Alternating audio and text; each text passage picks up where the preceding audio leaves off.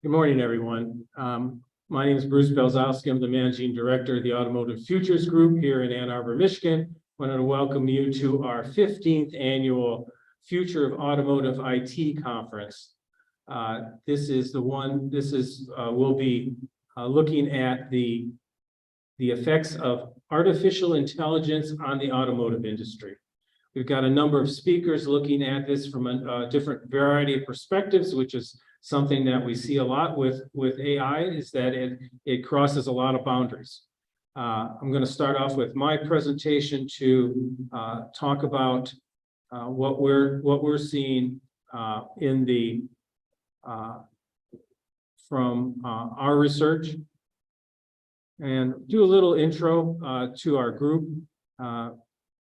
As I said, my name is Bruce Belzowski. I'm the Managing Director of the group. I'm retired from the University of Michigan Transportation Research Institute. Our funding comes from our affiliate program, our research, and our conferences. These are our affiliate members. We always like to thank our affiliate members. We cannot do it without them. We appreciate the funding, and it allows us to do these conferences as well as our research. We have research partners that cross a lot of different boundaries, IT, OEMs, government, MGO, as well as suppliers and consulting companies.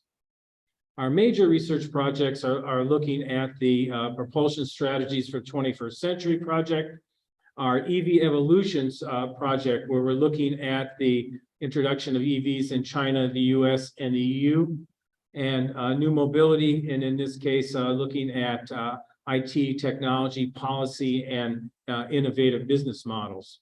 We're also looking at some research that we've done recently on electric vehicle challenges and opportunities, and also looking at globalization of the auto industry, having to do with nearshoring and reshoring. And we'll be looking in more detail at this at our conferences coming up in 2024. Our team is made up of our researchers, Kara Elkire in particular, our Senior Research Associate, our new Research Assistant, Sherry Nedler-Eisenbeiser, and then we have our students. We have some graduate students with us as well as undergrads looking across multiple disciplines, and we'll probably be adding about 4 new ones starting in about a month or so. Our LinkedIn page is really our only marketing program that we use. And here we're posting 2 to 3 times a week about our research projects, about our upcoming conferences, our speakers, and it gives us, everybody who's connected to us, information about what we're doing. So please feel free to connect with us and receive our notifications about our postings. It also gives you a chance to communicate with us directly on LinkedIn. Upcoming conferences. We're going to have on November 15th, our 16th annual Inside China Automotive Conference. On February 21st, we'll beginning our 2 conferences looking at the changing automotive supply chain. On February, we're going to looking at the coming automotive supply chain, resilient, sustainable, and profitable conference, looking at supply chains from these perspectives. April, we'll be looking at the ideas of nearshoring and reshoring. All right, conference logistics. Unfortunately, our Ford speaker, Ms. Gamasi, had an emergency and she cannot present today. We have someone who is able to step up and tell the story of his company is Bob Wiebe. He'll be talking to us after my presentation. After Bob, will have Kevin Kerwin from Detected talked about his company, Matt Anderson from SoundHound, and then we have a pre-recorded interview with Missy Cummings from George Mason University. So Bob will be our first speaker after my presentation. Then we'll do a short Q&A with him, and then do I have Kevin tell his story and then a Q&A with him. And then we'll take a break, about 25 minutes, and then we'll have Matt come in and then do a Q&A with him, and then the interview with Missy before we adjourn and go to lunch. Post-conference mailings, our attendees, they get links to the presentations as well as the video. Affiliates get that, plus a document that reviews the highlights from the conference that Kara is working on. For the agenda, the speaker bios, registration list, sponsorship opportunities, affiliate information, upcoming events, all that is on the Future of Automotive IT conference website. All of you who have registered have a link to that in the email that I sent you. If not, please feel free to reach out to me. Audience questions are a big deal for us because it's our opportunity to have a bit of a discussion on the topic that we're just focusing on today. So there will be two ways of doing that. There's a Google form that link to that we sent you in the email from your sent you for this conference, as well as the chat section in the live stream. Feel free to use that to ask questions, and those questions will get to me. All right, let's look at some of the research that we've done on AI in the auto industry. We've pulling some of the information that we get from the internet, of course. Looks at artificial intelligence overall, with a subset of that being machine learning, and another subset of that being deep learning, and deep learning being the more deep neural nets that train models and actually create new data, new information. When we look at what is needed for AI in the auto industry, we need they have process and automation engineers with that have existing skills, but the development needs are in the areas of data scientists, IT and data engineers, and AI creation experts and translators. One of the things that we've been reading about in the area of ChatGPT is there are specialists now who are specialized in providing the right question to ask to get the right answer that you want. There are actually positions being created where they have specialists who say, this is how you ask the question if you want a certain kind of response. So this is kind of an interesting thing that's coming out of especially the generative AI story. When we were looking at AI in auto, we just found it crosses so many different boundaries. Autonomous driving, sales and customer service, advanced driver assistance, in-car experience, manufacturing, as well as supply chain.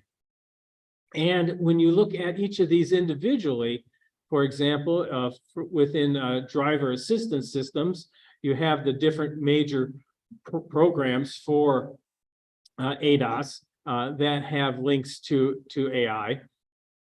We have a huge variety of programs that are connected to autonomous driving, from computer vision, sensor fusion, path planning, and control, and then subsets within that shows you all the variety of things that are going on in autonomous driving, of which AI could be coordinating those. We've got a little video here that shows how this is working. Let's see how this works. In autonomous vehicle software, deep neural networks are often trained to detect an object using a bounding box around the object. Today in Drive Labs, we're going to talk about using a DNN to provide pixel-level accurate object shape information. This is known as panoptic segmentation. In the top video, we see pixel-level shape segmentation results for different object classes, with vehicles in blue, pedestrians in red, and drivable space in green. And in the bottom video, we see segmentation of these object classes into individual instances as shown by their unique object IDs.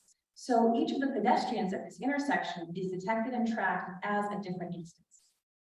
We detect object shape details, including the rear mirror on the bus coming towards us, unusually shaped trucks, and the precise shape of a trailer. And despite occlusion by the tree, this car is still detected as a single instance. And here we see accurate segmentation of drivable space around traffic cones and on-road traffic signs. In this clip, the panoptic segmentation DNN is segmenting both cars in drivable space accurately in an unstructured environment. Panoptic segmentation of objects in free space provides a deeper and richer understanding of complex scenes, such as dense traffic with vehicles occluding each other, or construction zones with unusual object shapes, or corner cases, such as pedestrians carrying large objects. So you see some of the ways that AI is really playing a larger role. The company, NVIDIA in particular, has been one of the leaders in developing the technology to do this for autonomous vehicles.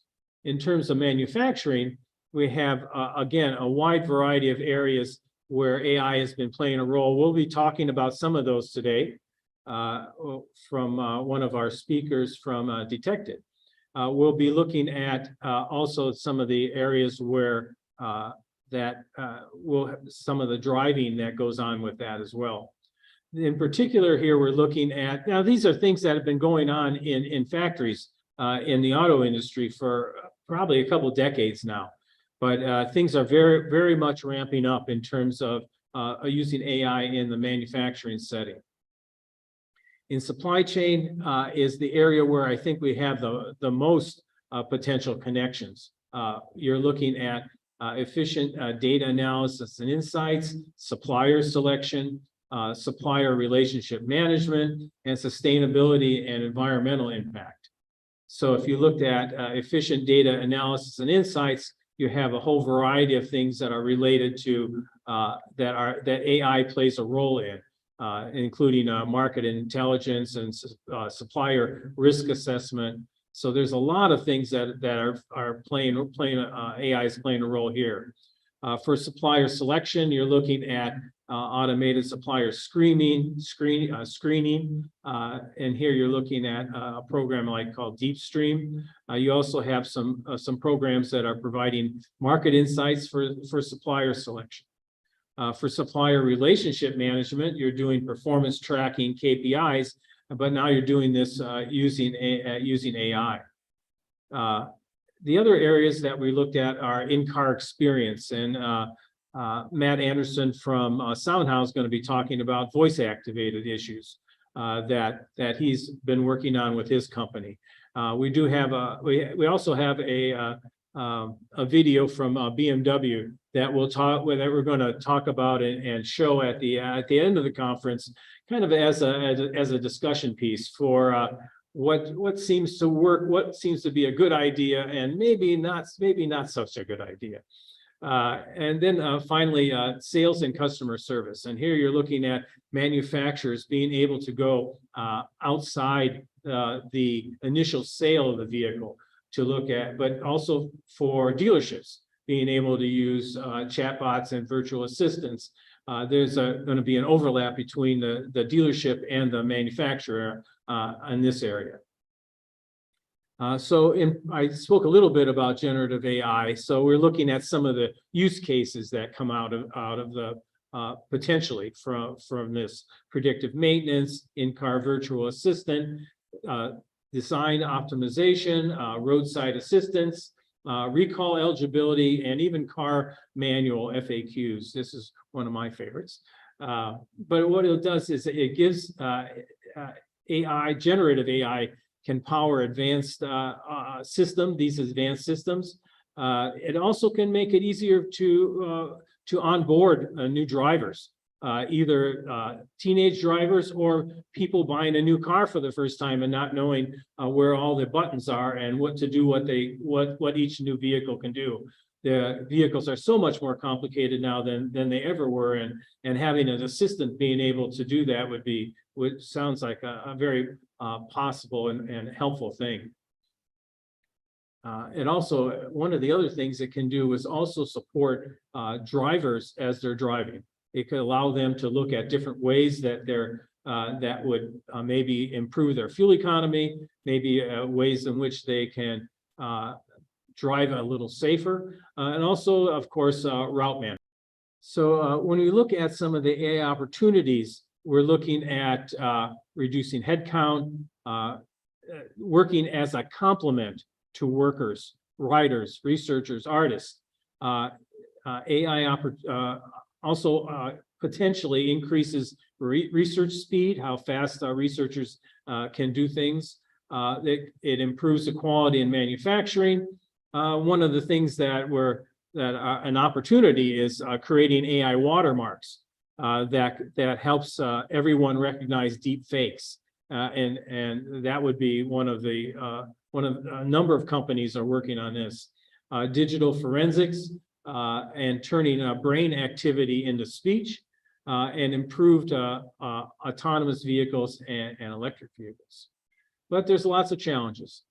Comes with job loss, be it potential job loss in certain areas, gains in others, disinformation in print, video, and audio, which is where the watermarks could really be helpful. Hard to replace the truth from separate truth from fiction in generative AI. Energy intensity in the computers that are used to create the generative AI. Supporting terrorism in terms of being able to do things with generative AI that they were not able to do before. And of course, there's the garbage in, garbage out story for all of IT. So that the base that you use for your AI, if it is garbage, then you're going to get garbage out. The other thing is that this is not a US thing. This is a global thing. And to think that we're going to actually control it globally, it's really impossible at this stage. There are only things that you can do nationally, and even then, you don't have any control about what other countries are going to do. So this is, I think, one of the biggest challenges in managing AI.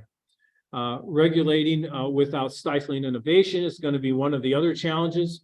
And as I said, AI lacks the capacity to understand cause and effect. So it's in some ways a simplistic program, but it also extremely powerful. And also the issues related to privacy. So we'll be looking at the BMW story later. Got a couple other videos on factories and integration, but we'll save those for another part of the presentation. But they'll be available on the website as well as part of this video. Let's see, I'm going to stop my share now, and we're going to bring back our first speaker, Bob Wiebe. So Bob Wiebe's been with his company for a number of years. Bob, when did you start with the company? 1982. 1982. Yep. So you're what different areas have you been working on over the years? Marketing, engineering. Now I'm basically executive looking at new business development. Bob, when you look at the artificial intelligence story from your company perspective, how has it evolved for you? We really started back, I'm going to say, I'll say 25 years ago. The company history is we were formed in 1972, actually. And the company name at that time was MIS International. And basically the company was a services company providing engineering and IT services to, at that time, the big three. We were a tier 1 supplier to all three prior to what's happened to the automotive industry since then.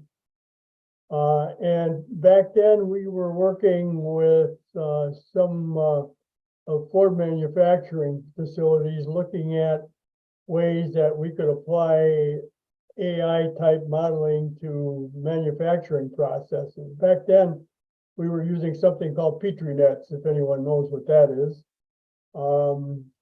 But in looking at the technology and status of the technology back then, it just didn't look like there was enough horsepower really to do the kinds of things that we wanted to do.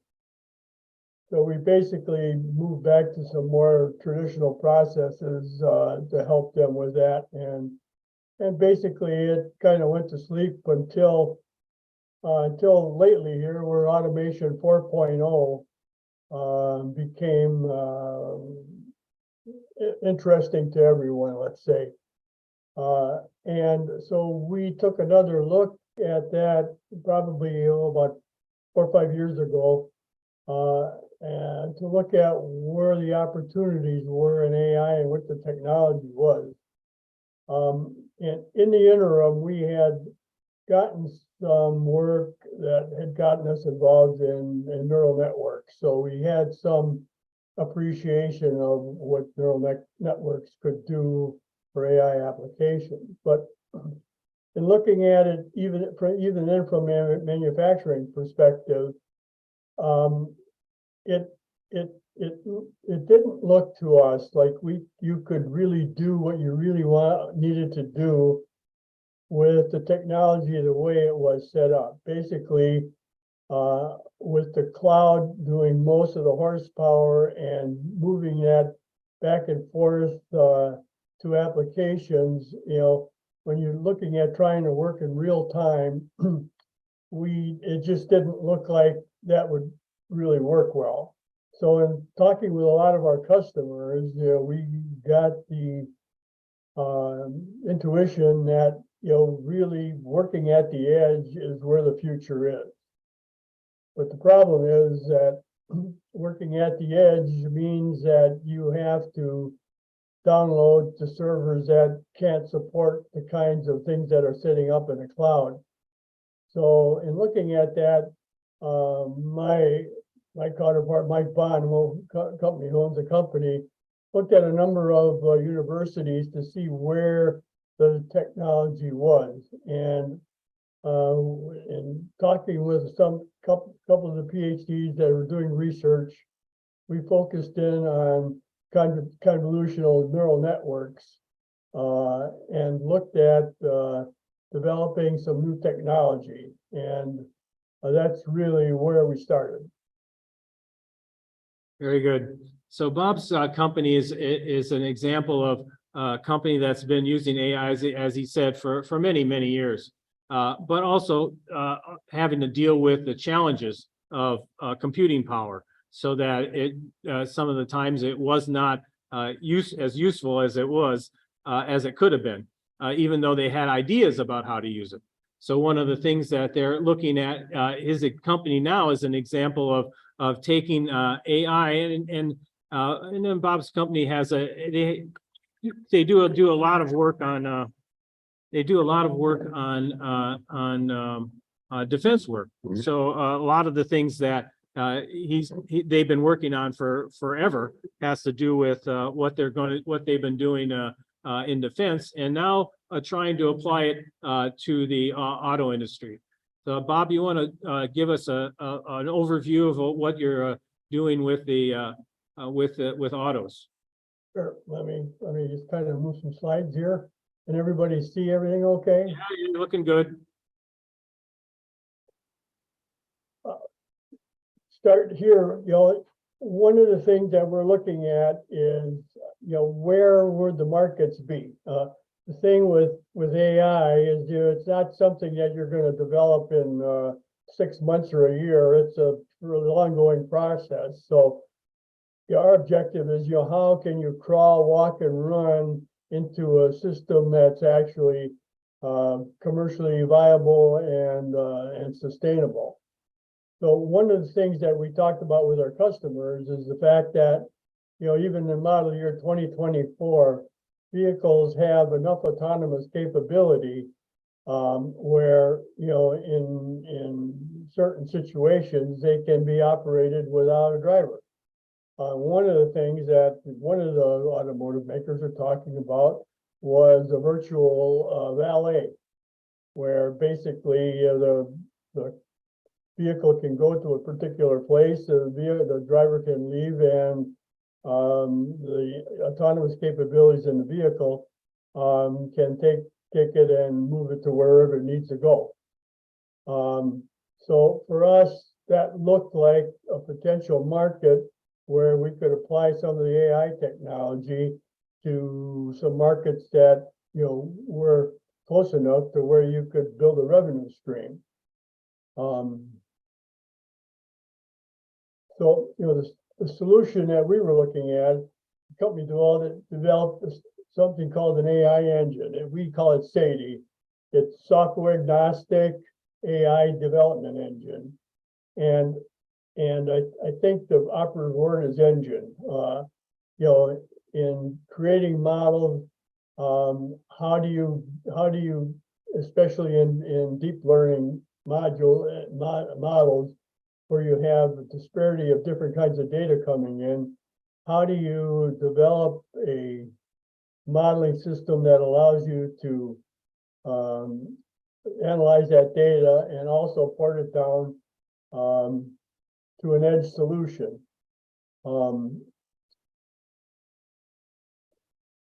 So what is SADE?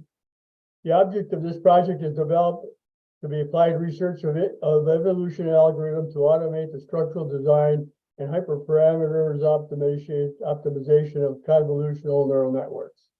So what does that mean? You know, in order to create a modeling capability that, you know, has multiple layers that can be reduced down to operational layers that can be ported to an edge device is a very, very daunting task. And basically what SADE is planned to do is to solve that problem. You know, one of the things is in building AI is the cost and time required for data scientists to get involved in creating the modeling capability. One of the objectives is, you know, no human invention to the network for deep learning models, faster optimal AI engine development time to reduce the overall time that's required, less errors, and reduce cost by 90%, no expert required. So these were some of the tasks that we set out to the people that were helping us to come up with a solution that made sense to us. Just a quick overview that kind of will give you an idea of what our thinking was. You know, on the input side, we saw that there were a number of applications, especially in image analysis, where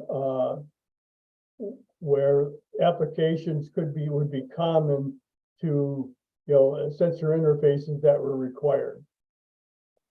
So SADE interacts between those requirements. You know, the idea was that what we would have is data coming in and a requirements definition, and between those two systems, can you create an optimized AI model that can not only work but run at the edge?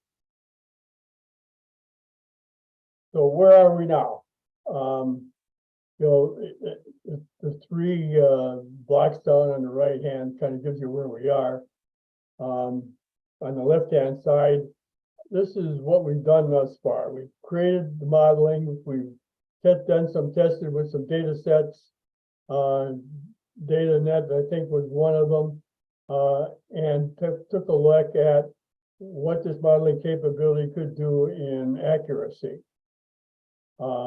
The results that we've seen thus far make us believe that this is something worthwhile taking to the next level.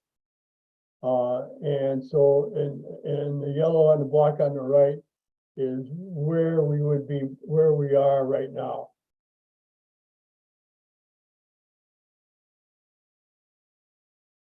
Our marketing approach. Here, the business approach involving technology is establish initial business. You know, we think this is a multi-year exercise to really bring Sadie completely to fruition. So where are the opportunities where we can create some revenue and also provide a data repository so we can tune Sadie to where it works the way we need it to work.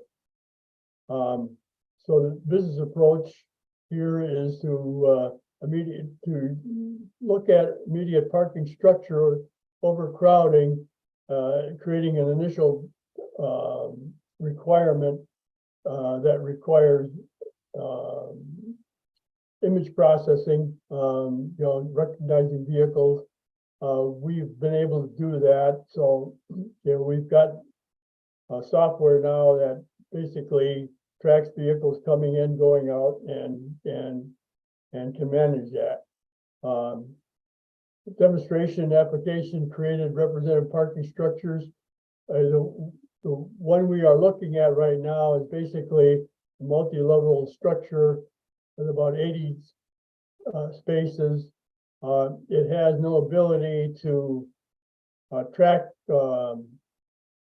vehicles to where it knows it's full or how many parking spaces there are or where they are. So it's an opportunity where we have a market that we think is not only unique to this, but other places. Competition, we think that LiDAR is the competition, and our feeling is that what LiDAR will do will be superimpose some capability that's already going to be built into vehicles of the future. So, I think when cost comes into play, I think there are better solutions, unless they can bring prices down, which we will, I guess, have to see. Current product status, parking structure prototype demonstration as a proof of concept is what we're working on. Established the camera technology, established cloud-based digital twin architecture. The idea is that if you have multiple structures, how do you communicate that to a driver? The idea would be that what you would do is create a digital twin of number of parking structures in a particular area through a digitized image of that, and then through a onboard application within the vehicle or with a cell phone, you would download that, understand where the parking capabilities were, and provide the ability to take your vehicle there. And when autonomous capability is available, you could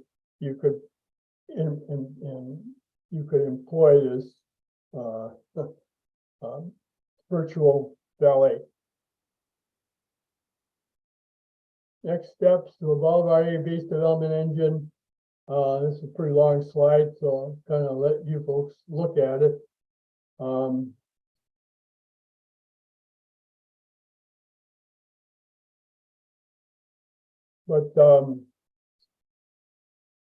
I guess the next step for us is going to be to start to employ it at a basic level, get some capabilities to bring some data in to our development engine, and start to tune it to create the capability of not only processing that information, but condensing it down to where it can run at the edge.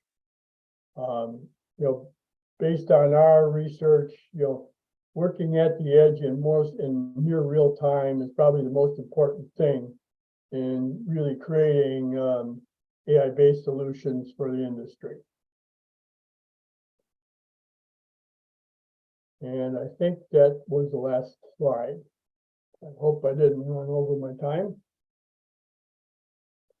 Very good, thanks, Bob. Yeah, it looks like you have a lot of work ahead of you. What's your time frame for the what would you call it, the prototype? We're looking at sometime at the end of next year, depending on our funding capabilities. Oh, I A lot of the bits and pieces are already put together. It's integrating that into a solution that we can use as a demonstration system. I think once we have that, people will have a better appreciation of what the capabilities are.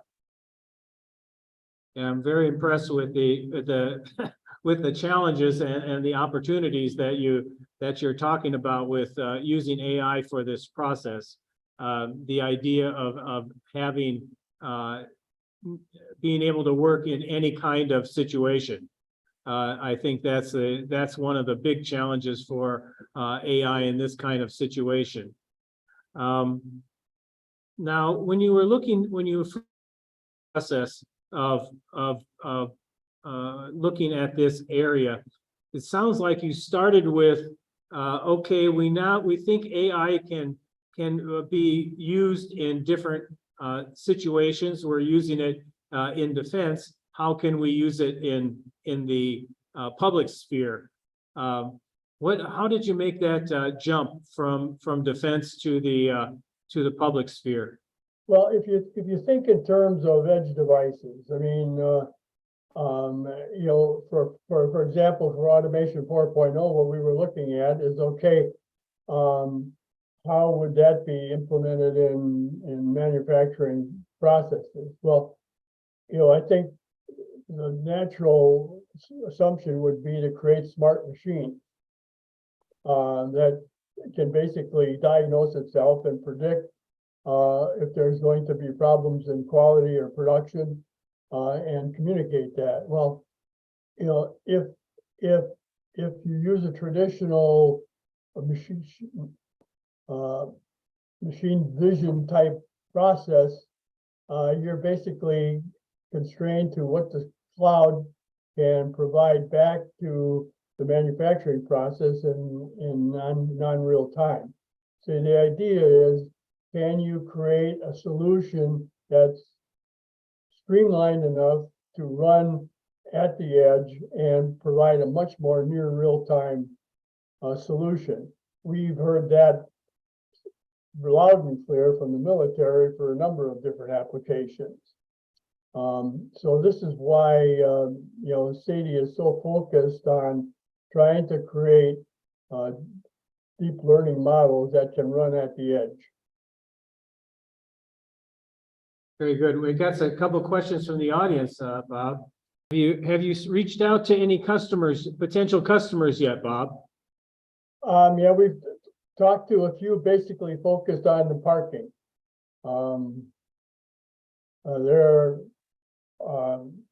But there again, I think seeing a working demonstration is going to be most important to really get customers involved in the solution.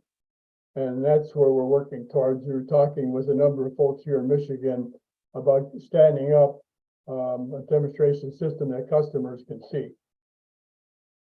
Very good, thank you. Yeah, we had some a couple questions about meeting with your customers to talk about this. Sounds like you're not at that stage yet. No. We've had some preliminary discussions, just explaining how we are looking at an AI solution and where it can go from parking to other applications.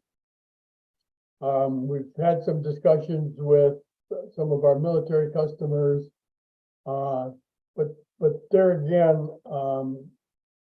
it's important to have a working demonstration. I think most people will understand that AI seems to be a voodoo magic to a lot of people, and I think to bring that to a real something that's really understandable is very important to getting customers involved. Bob, one of the questions from the audience is one person's image detection is another person's surveillance. How do you see the evolution of object detection versus privacy challenge? Could you repeat that last question? How do you see the evolution of object detection versus privacy. There are some challenges there. One of the things that we were looking at with parking is because there are privacy laws that require that you can't, identify vehicles specifically. And so one of the things that we are doing there is we basically are using object detection to identify a vehicle as a vehicle, but with no personal information required, so that we don't meet any of the requirements there. Very good. Bob, I think that's all the questions we have for you today. We want to thank you for taking the time on very, very short notice to do the presentation. We'll be in touch, and thanks again for your help. Yep, I appreciate the opportunity, and I'll send you a PDF in case somebody wants to see it. Thank you very much. Take care. So our next speaker is Kevin Kerwin. Kevin is the CEO of Detect-It, a software hardware company that specializes in AI and neural network technology. Prior to forming Detect-It, Kevin spent the last 35 plus years at ARC Engineering, Inc., which he still runs today, implementing thousands of automated and robotic systems. During his tenure at ARC in 2004, he established another company, International Wheel and Tire, Inc.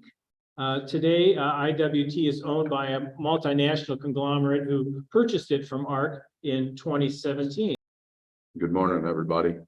My name is Kevin Kerwin, and I'm the founder and leader of Detect-It. I will try to look into the camera to speak to all of those that are out there in the e-world. As Bob had said, my whole life has been an entrepreneur. I was born into a engineering family. Dad was a controls engineer at Lamb in the 70s. Mom was a bookkeeper. When I was 11 in 1977, they busted out and formed an engineering controls automation company. We were one of the first in the city. Henceforth, I've been an indentured servant the entire time, designing and delivering thousands and thousands and thousands of automated systems. I don't know, everything from injection molding to stamping to metal removal to assembly. It's been all over the place. Spent an entire career going through most of the end users and many of the tiers. So as my third act in my career, I wanted to address a problem that I've seen constantly and actually tried to fix many times with traditional technology, sometimes successfully, most of the time not. But if we look at a car, I don't know how many people understand the whole process of how the thing gets assembled, but long and short of it is the final assembly plant gets modules that are completely built from the tiers. These modules come from all your major tier ones, some of the tier twos, and then the tier threes that feed the tier twos that feed the tier ones. Everything from front and rear fascias, complete, deck lids, doors, seats, headliners in your vehicle above, your sunroofs, your wheels and tires, which is one of the businesses I built. And then even your instrument panel and dashboard, if you think of it, they're all pre-built, pre-assembled, delivered in sequence to the final assembly plants. Now, the tier ones, everybody has this problem, still exists. And this is why I'm here to try to fix this problem that I've seen happening for years. Bad parts are shipping to customers. Why? Why?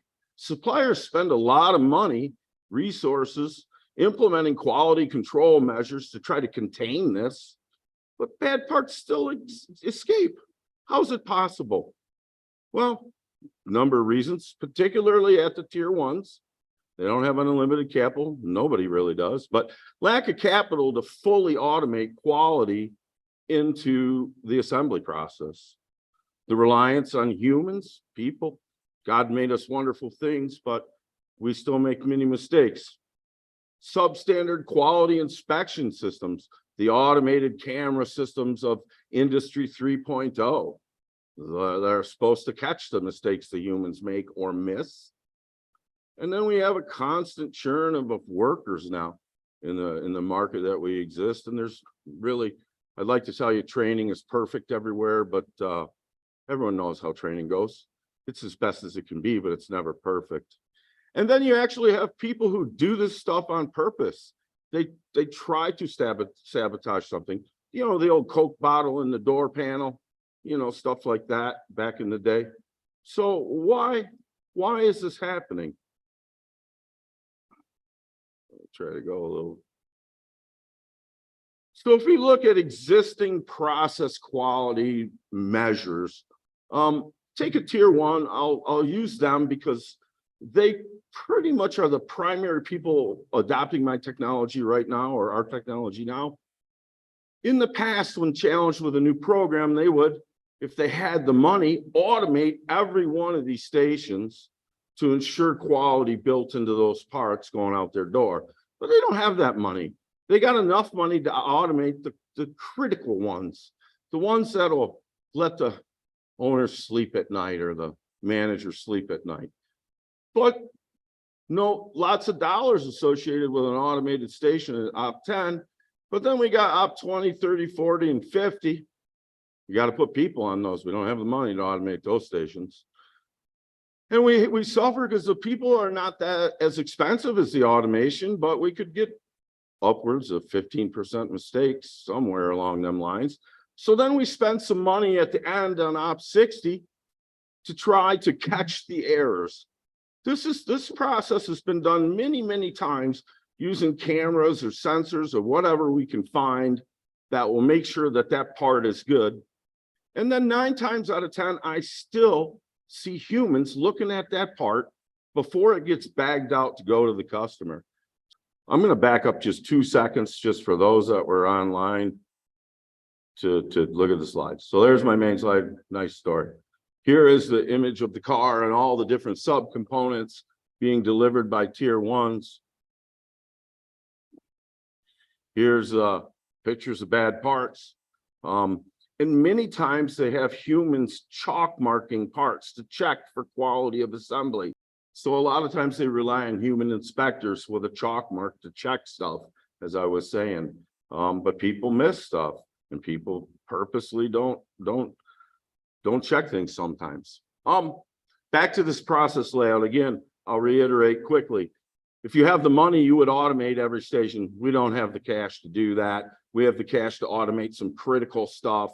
We put people on the rest of the assembly, and then we hope to have some money in the budget to buy an error-proofing system that catches the mistakes before they get bagged out. And 9 times out of 10, those systems are partially in bypass or completely in bypass, thus leaving the final inspection to the chalk marker person or somebody checking it, and bad parts still get out. What's the cost of poor quality in manufacturing? You know, according to a recent study by Quality Digest, it can range from anywhere from 5 to 30% of the gross sales. Seems a little excessive, but if you look, Ford Motor Company spent $4.166 billion in warranty on 2022, according to publicly related data. In tier 1s, if you're one of those people, you just get the reject part cost deducted from your monthly atonement, and you could go arbitrate that at your own cost later to try to get that back. So what happens? You end up putting double inspector sign off if you get put in containment, too many bad parts. Worse yet, the end users will hire a third-party inspection company to sit on your floor and have you double inspect it, and then they third-party inspect it at your cost. GP12 containment, a GM term for supplier containment resolution, extremely expensive. You don't want to get tagged with a GP12, yet many tier 1s are working daily in GP12 requirements to get, hoping to get out. Look at all the wasted energy, extra production time required to remake the part or reproduce something. I know one supplier, he has issues. He ships all over the world from down south. They build a Mercedes. and that stuff goes all over the world. When they have a warranty issue in God knows where, they have to ship a complete assembly to that place to be reinstalled on that vehicle in, I don't know, Saudi Arabia, who knows where, but they ship globally out of Alabama down there. Ton of wasted energy. Industry perception, your JD Power ranking is dropping because of your quality issues or your warranty costs. Then it gets even worse, goes to customer perception. How many times you buy something and you're like, geez, I've had so many problems with this. I don't know if I'm going to go back to that guy next time. I might try the next guy, and future loss in sales. It all boils down to people. Like I said, God made us great, but we're not that great, and we make mistakes. 23% of manufacturers realize there's room to be made, or 45%. There's room for improvement. Over the span of 3 years, 82% of companies had at least one unplanned downtime incident. And what happens when a bad part ships from a tier 1 to a customer? The best case is that the thing goes on the vehicle, but then needs a repair inside the final assembly plant. The worst, the next step that's not good, is it's called a no build. The component won't even bolt on to the main vehicle, so it becomes a no build condition. No build conditions can lead to the most costly thing for a final assembly plant: unplanned downtime. If I can't get that component on that car, and I can't get that car to go to the next station, I now have unplanned downtime where I've got to fix that subcomponent in this station at our cost while the line stops, so I can get it onto the vehicle and get it down the line.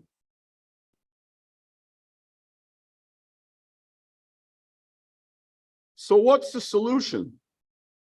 Well, geez, we're here for AI and automotive. My background, I've been studying artificial intelligence, and let me just be clear about what artificial intelligence is.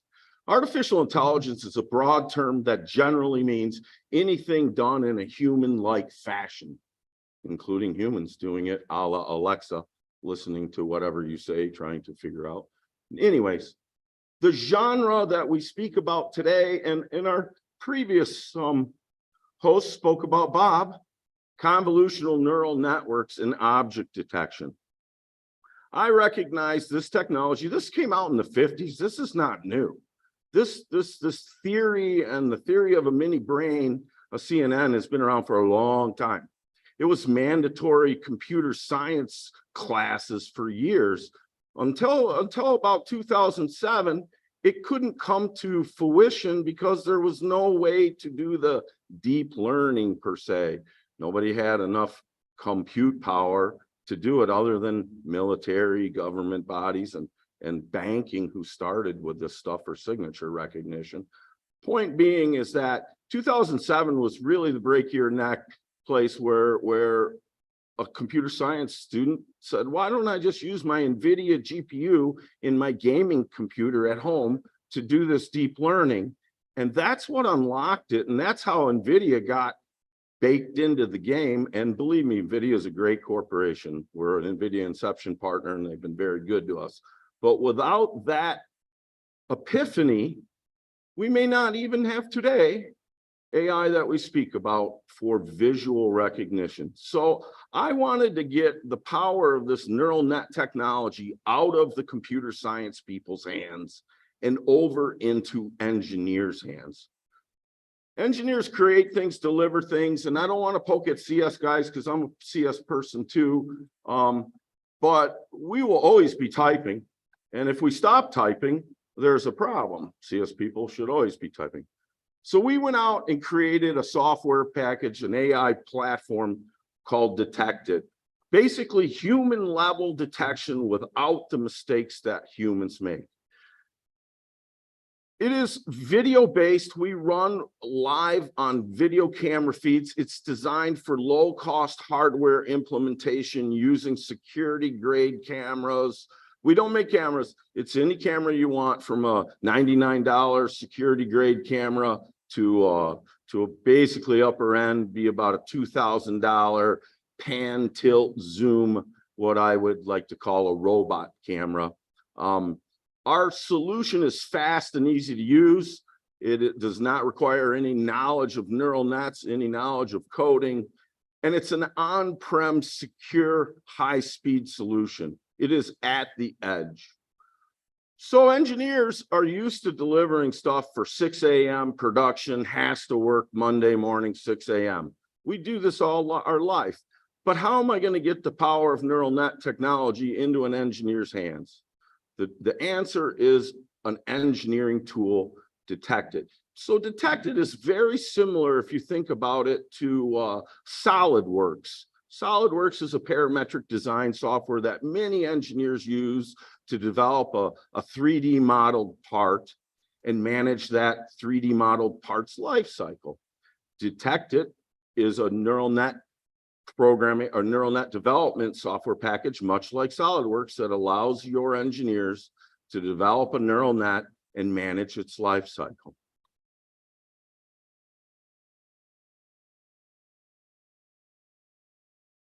So the applications of being video-based. So in the world of computer vision, machine vision, up until basically me, and everything I did in my former life as Industry 3.0 machine vision guy was picture-based. We'd stop the part, we'd take a picture, we would use whatever algorithms we could figure out to use to try to determine if that was a good part or a bad part.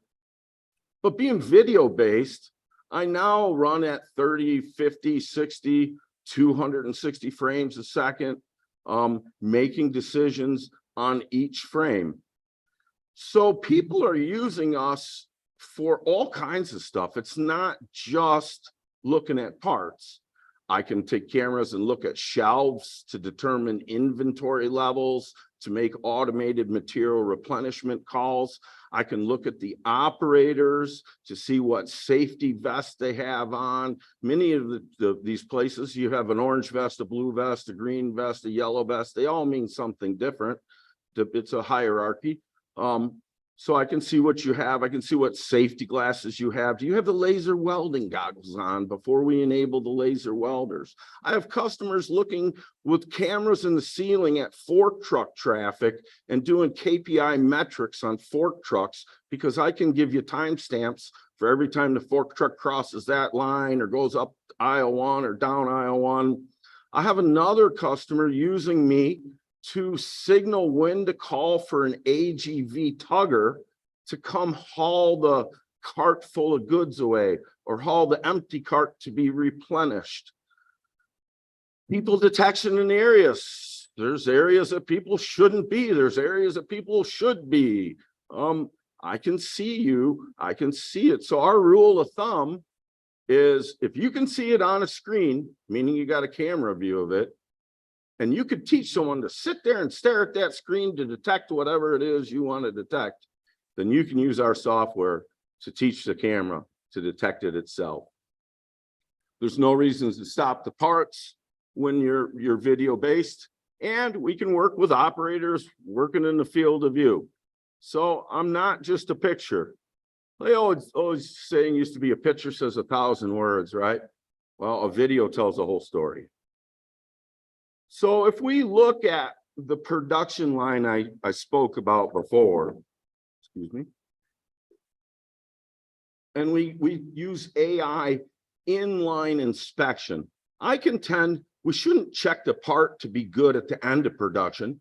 With cheap $99 security cameras you'll see over here, we can put a camera at every station and check the quality of the part in station before it leaves to go to the next station.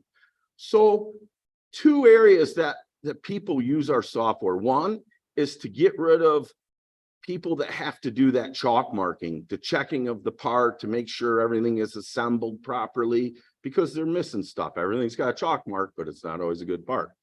So get people off of visual inspection. You're just asking for problems, and use people for light duty assembly and use the technology to augment workers so they can't assemble stuff wrong. And it actually will drive their work instructions if they have electronic work instructions, so that the work instruction won't increment until that step is, the current step is done or the current subcomponent is installed properly. So if we look at a cost basis, we don't need to automate anything that is not too heavy to lift. We should automate things that are too heavy for us to lift. But if it's not too heavy for us to lift, we're great light duty assembly robots. Let's use the technology to augment us. Remember in the Jetsons, you had Rosie the robot. She was like the vacuuming robot that helped us, right? That's just what this technology should be used for. This technology should be used to help people not make mistakes, get us off of doing mundane tasks, and help me get my jacket on in the morning, or help me do my job. Augment me with this technology so I can't screw it up. We have a worker shortage, right? Nobody likes, if we could just hang on to the people we have. Nobody likes quitting, nobody likes getting fired, and nobody likes firing people. And training's never perfect. So if you just hire the people, tell them to go to op 20, it will tell you what to do. You'll go there and you can't even maliciously build the part wrong. And we'll show a demo of this over here in a little bit. The architecture for our software looks something like this. Up here in engineering, at plant engineering, you have the development environment called Net Builder. It's basically like SolidWorks. It's what the engineers use to develop the neural net to detect whatever it is visually they want to detect, test it, try it out, make sure it works right. And then from there, they download that to an edge device that sits on the plant floor. Use a version of one over there on the table, I'll show you. But the edge device is just a PC with an NVIDIA GPU in it. Once the engineer downloads that neural net from their laptop to the edge device, they can shut their laptop off. The neural net will now run on the edge device, reading the camera feeds, performing the tasks it's been taught and trained to do, talking to all the automation controllers and MES systems and robots and every other thing that I wrote drivers to be able to talk to. So depending on the size of this hardware device, this one up here in line one example is a little bookcase PC with a NVIDIA 2060 GPU in it, an older model, but it'll run 5, 7, 10 cameras, each doing something different. Yeah, I show 3 at one station, but they can be 10 at individual stations. But if we jump down to a little bigger GPU in the computer, this is like a shoebox size with an RTX 3080 GPU, or now the 4080 series is out, or 4000 series is out. We can run like 20 cameras all at 30 frames a second, all doing something different. So a network approach of hooking up cheap cameras, and the camera is an accoutrement. It's anything from a little borescope, if the size of your pinky, if you had to embed that into something, up to a pan, tilt, zoom, broadcast level robot camera. So the ability for us to have an engineer develop everything, test it all on their laptop. This is all written in C++. It's all on-prem, and then deploy it down to the edge runners is really what makes my customers happy. Bob mentioned in the previous interview that you need an edge device to make the decision on quality at the plant floor. Nobody is going to allow a cloud decision on whether that part's good or bad, and if that part goes to the next station or goes down the reject chute. So all these engineers want everything on-prem. We do have a server package. I'll speak briefly about it, but the server package allows for data storage. We can save pictures, videos, metadata about all the detections. Here's a little slide about some of the hardware, just so people online can see. And we'll segue. Rick, you're going to be ready in a minute to do a little demo over here to the left, and we'll share somebody's screen so y'all can see. Little bookcase PC, a little shoebox PC. You can buy these PCs from anybody. You don't have to buy them from me. A pan, tilt, zoom, robot camera, a nice laptop. We're also developing a handheld cameras. Okay, so 2D barcode scanners are handheld cameras. And in a situation where you just can't get a camera fixtured and you don't want to stick a cobot with a camera in the cobot's gripper, you can use the 2D barcode scanner that the operator is already using to scan the barcodes to do a visual verification check of assembly. So that's coming in our package soon. All the way to like USB cams, right? It doesn't matter. So I'm going to switch over and we're going to do a little demo. I'd like to talk about what we got going here. So this is a $99 4K security bullet camera you buy on Amazon and manufacturer. And this is an assembly station where we're going to assemble the cylinder valve covers on it. And there's about 14 steps to this assembly. And we need to make sure that the operator assembles it right.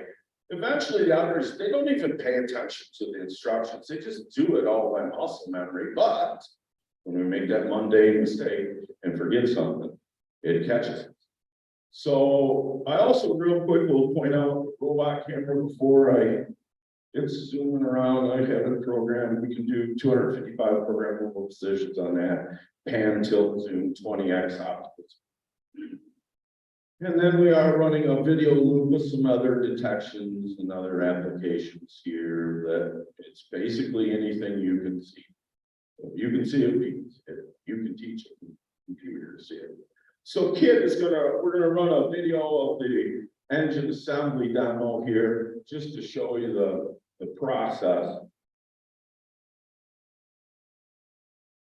So it will prompt the operator with picture, with boxes and written instructions on the screen as to what to do. And until you do that step, it will not give you the next step.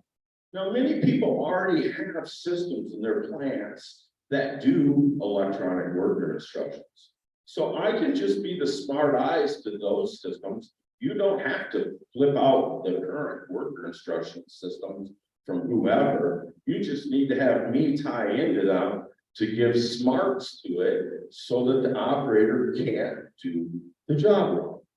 It's trying to help people. If you can help people do their job and help them not make mistakes and keep them from being browbeat about mistakes, then you start to build a happier worker. And if we could just get some happier workers that enjoy working at the stations and working on the lines, happy workers makes happy production people. Happy production people make happy quality people. Happy engineers and happy CEO. It starts at the bottom, it really does. If you have a whole bunch of disgruntled people working on your floor, it's a problem. So let's use the technology to help people and make sure they can't do the job wrong. Who gets the most benefits from your technology? The OEM, the tier 1 supplier, the low tier 1 supplier? When you consider the total cost performance, including a warranty related cost? Thank you. That's a good question. I'll be honest with you, everybody that has implemented our technology has seen a quick ROI on the implementation. We have had major rollouts in tier 1s across many plants in the last 18 months.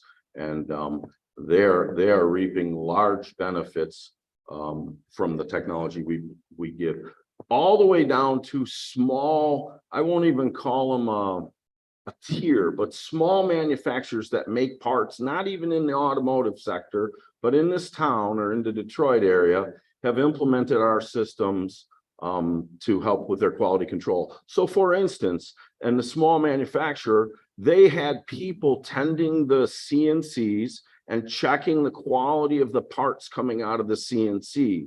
With the advent of our technology, they were able to, and again, I contend, don't use humans to inspect parts. It's a problem. So with our technology, they were able to put a little small cobot on 4 of their CNC stations and have the cobot place the finished part in front of a camera to do the quality detection. And then the cobot put it into the good bin or the bad bin. So they were able to reduce headcount 4-fold by implementing technology coupled with a tending robot. Kevin, have you done any QC in paint facilities? So the technology can cross anything you can see. Okay, so yes, paint, finish, surface scratches, blemishes, scuffs, mars, scrapes, pits, orange peel.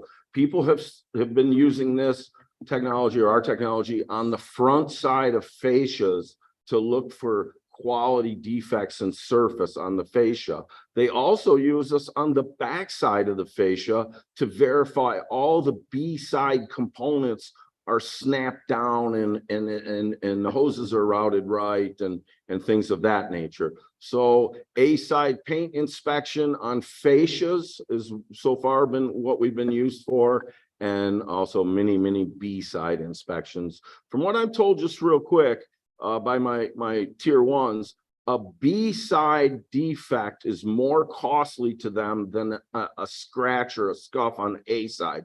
Reason being, a scratch or a scuff can be buffed out and taken care of. A B side failure usually results in the customer returning the vehicle within 3 months for a rattle or a squeak or a noise, and then they have to pull a fascia off to get that hose snapped down into the right spot. So it's a lot more costly to the tier for a B side mistake than it is an A side. Kevin, when you were building the program, why did you decide to go with AI? Great question, because AI is the only technology that will fix the problems that I couldn't fix with every other possible technology from 1996 until 2018 when I started to bring this stuff out. I watched this AI stuff. Believe me, I looked at this for years, and until the GPU came around, there was really no way to do it practically. So once I saw that was available, you know, I was retired in 2017. I sold my big company, made a bunch of money, sat on the beaches of Bali for 3 weeks going, what am I going to do now? Right. You know, because I can't just sit around. And so I decided I want to take this AI, get it out of the sky, get it down here into the dirt where engineers can use it to fix problems that were previously unfixable.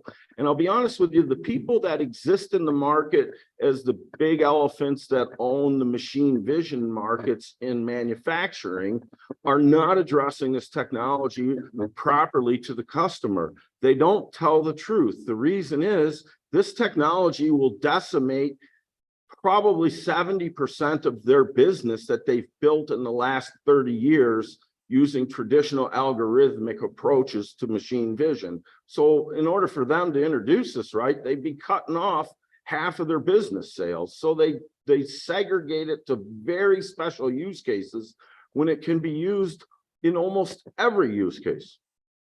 So I wanted to get that out into the hands of engineers. The Googles and the Amazons and people like that, they know all about this technology, but they are not introducing it right either, because they are coming at it from a cloud approach. Put this little device on your floor, we'll send the data up to the cloud will make the decision, and then it will answer to the little device on the floor. Nobody in my world is happy with that kind of solution. Clouds are great for storing data, but they do not want production decisions made in the cloud. I think that also applies to autonomous vehicles and using the cloud to get information. Same. Yeah. We've been talking about the connected vehicles and being able to do stuff from the cloud, and the response time is just not fast enough. Yep. Yeah. Even with 5G coming, it's still not going to be. It's not going to be feasible. Sorry. Is there any implementation done for connectors, Miss Build? On a is it a Mori line, Moving line. and or static station? So bingo, that's like the #1 thing people are using us for. So if you look at the inside of, I'll just pick a fascia because it's got a ton of little snap down electrical connectors. They're either snapped down or they're not snapped down. And when they're not snapped down, they'll still pass an electrical continuity test, and that part will get on your car. But in 3 months, that little electrical connector will start to come loose and you'll have an electrical connector problem, like my headlight don't work or my park assist sensor is not right.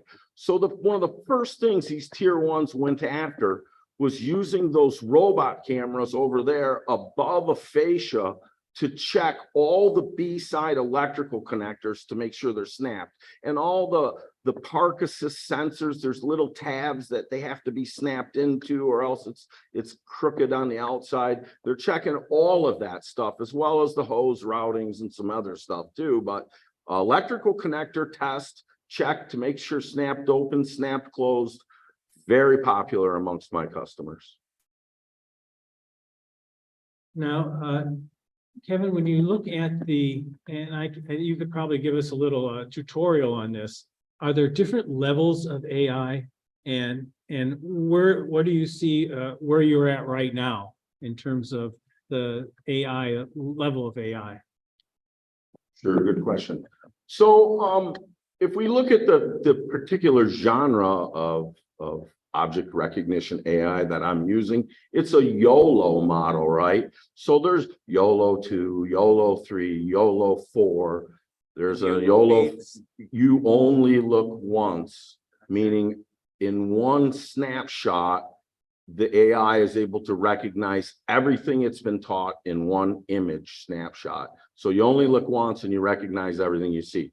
So there's versions of YOLO that come out, and as they come out, we test and support them and incorporate them into our workflow.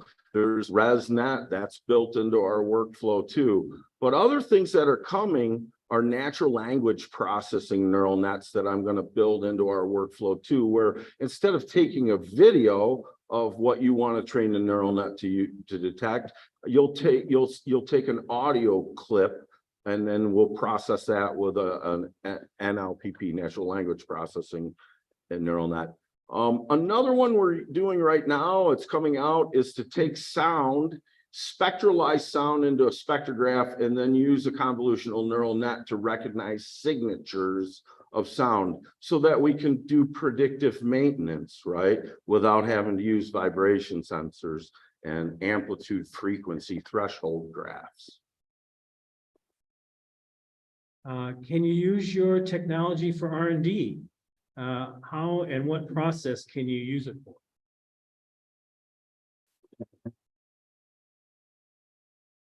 So R&D. So every one of my customers, I recommend they set up an R&D mock-up area, okay, where they can mock up stuff they want to test or check, even though it's not on the main line yet, might not be in production yet, but they've got a few pilot parts of something, and they want to train a neural net to recognize things on the pilot parts. So that would be a use case in R&D. I don't think it's exactly like what the question might be after, like generative AI for R&D design and stuff like that. This is a visual or a visual convolutional neural net technology, but yeah, they use it on pre-production parts to check things on those parts. Now, Kevin, when we've talked about quality in the past, we've always talked about the Japanese manufacturers as the leaders in quality, and JD Power has backed that up, right, for many years, and you referenced a couple of different Japanese strategies, yeah, for measuring for improving quality. Yep. When you look at the system that you're having right now, how does that, well, you've done a little work in comparing the two, right? Because there's still humans involved, right? So, correct. So you got some challenges there. What do you see that will be the biggest challenge for the Japanese to make that transition?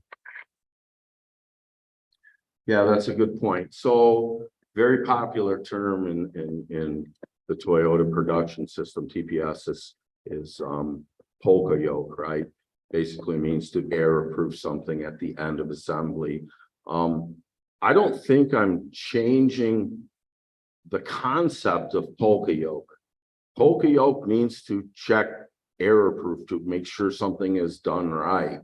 A little bit of that term, but I contend we should polka yoke at every station because the cost of the hardware is so cheap, it doesn't make sense to wait in polka yoke at the end of the line. So when we polka yoke at the end of the line, assuming that it's catching everything, we now have X amount of possible repair jobs sitting in front of the one in the polka yoke station that have to be dealt with after that. So I would contend to get rid of repair.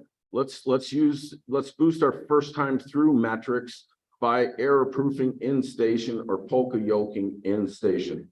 Another term that is popular in TPS, Toyota production system, is Kanban. Kanban is a term for material replenishment, and there's many electronic Kanban systems out there, basically like a garage door clicker by a bin of material. You hit that garage door clicker and it sends a signal to the materials department saying you need more material for that bin. And there's these little garage door clickers all over the place. My point is that it leaves the decision of calling for materials up to the operator, and these operators call for materials late a lot of times so that they can get a little break because they know it's going to take time for the material to get to them. My customers don't want the decision of material replenishment made by the operators. They would like to take a cheap $99 camera and point it right at the material bins and then do electronic Kanban calls, still Kanban, not with a garage door clicker, but with a camera, electronic Kanban calls automatically based off of fill level. Very good. Kevin, I think that's it for you. Unless we have any other questions from the floor. Good questions from the floor, by the way. Also, for those of you online, feel free to give questions put into the chat, and we'll reach out to Kevin after the fact if you have any particular questions that he could answer. At this point, I think we'll take a break. Let's do about 25-30 minutes. We got a little extra time today, so let's take a little longer break, and then we'll come back with Matt Anderson and SoundHound and talking about generative AI inside the vehicle. Thank you. Okay, welcome back, everyone. For the second half of our conference today, we'll be talking to Matt Anderson from SoundHound, and then we'll have the interview with Missy Cummings from George Mason University talking about automotive autonomous vehicles and AI. But Matt's going to be talking to us today about generative AI or AI voice. So Matt Anderson is an experienced business development executive who has worked implementing leading technologies in the auto industry for almost 20 years. At SoundHound, he leads automotive business development, promoting SoundHound's industry-leading voice AI platform, including the latest capability, Chat AI for automotive. Matt has worked at tier suppliers such as Harman and Sprint to bring embedded cloud and connectivity solutions to the auto industry. Matt lives here in Michigan with his family and attended Michigan State University for his undergrad and for his JD. Welcome, Matt. Thanks. Appreciate it, Bruce. Thanks for having me today, by the way. Really looking forward to the discussion. All right, take it away. All right, great. So as Bruce said, my name's Matt Anderson. I do business development for SoundHound, located here in Michigan. SoundHound's a California headquartered company. We're the leading independent voice AI provider for automotive. And what I'm going to share with you today is a little bit of background on our platform, our company, the technology, generative AI, as well as get into some of the discussion around LLM and how we see that impacting the automotive industry. So, looking forward to your questions, feedback, any items you want clarification on. Happy to try to answer them today, or we can talk offline afterwards. So briefly on the company, SoundHound was founded about 2005 after our original founders, our CEO and three others, were talking about what they were seeing, frankly, on television shows with computers talking to humans and then doing stuff for them. So this was kind of the genesis of the idea behind SoundHound. So in 2005, the four of them got together and said, let's start a company. And they knew it was going to take quite a while to build out that company. So they called that kind of their stealth mode for voice AI. But in that time frame, they came out with an app that did music detection. So you could hum into this app and it would tell you what song you're thinking of, or you could hold it up to your radio and it would identify the song. It was kind of a cool little app, and it was based on some of the same technology going into the voice system. So it wasn't, too tangential to the effort. Then in 2015, about 10 years later, there was a video that went public where our CEO, Kayvon, demonstrated the app. It went nuts. This thing had 1 million hits in under an hour. Became the #1 video at the time for technology implementations. 2016, we formally launched our developer portal, which allowed OEMs and partners to build out clients for voice and start to implement them. And then you can see we started getting picked up by a lot of the main brands, both automotive, other types of companies, consumer companies, electronic companies, et cetera. Continued that growth trajectory. This blue line actually represents the number of queries we were seeing.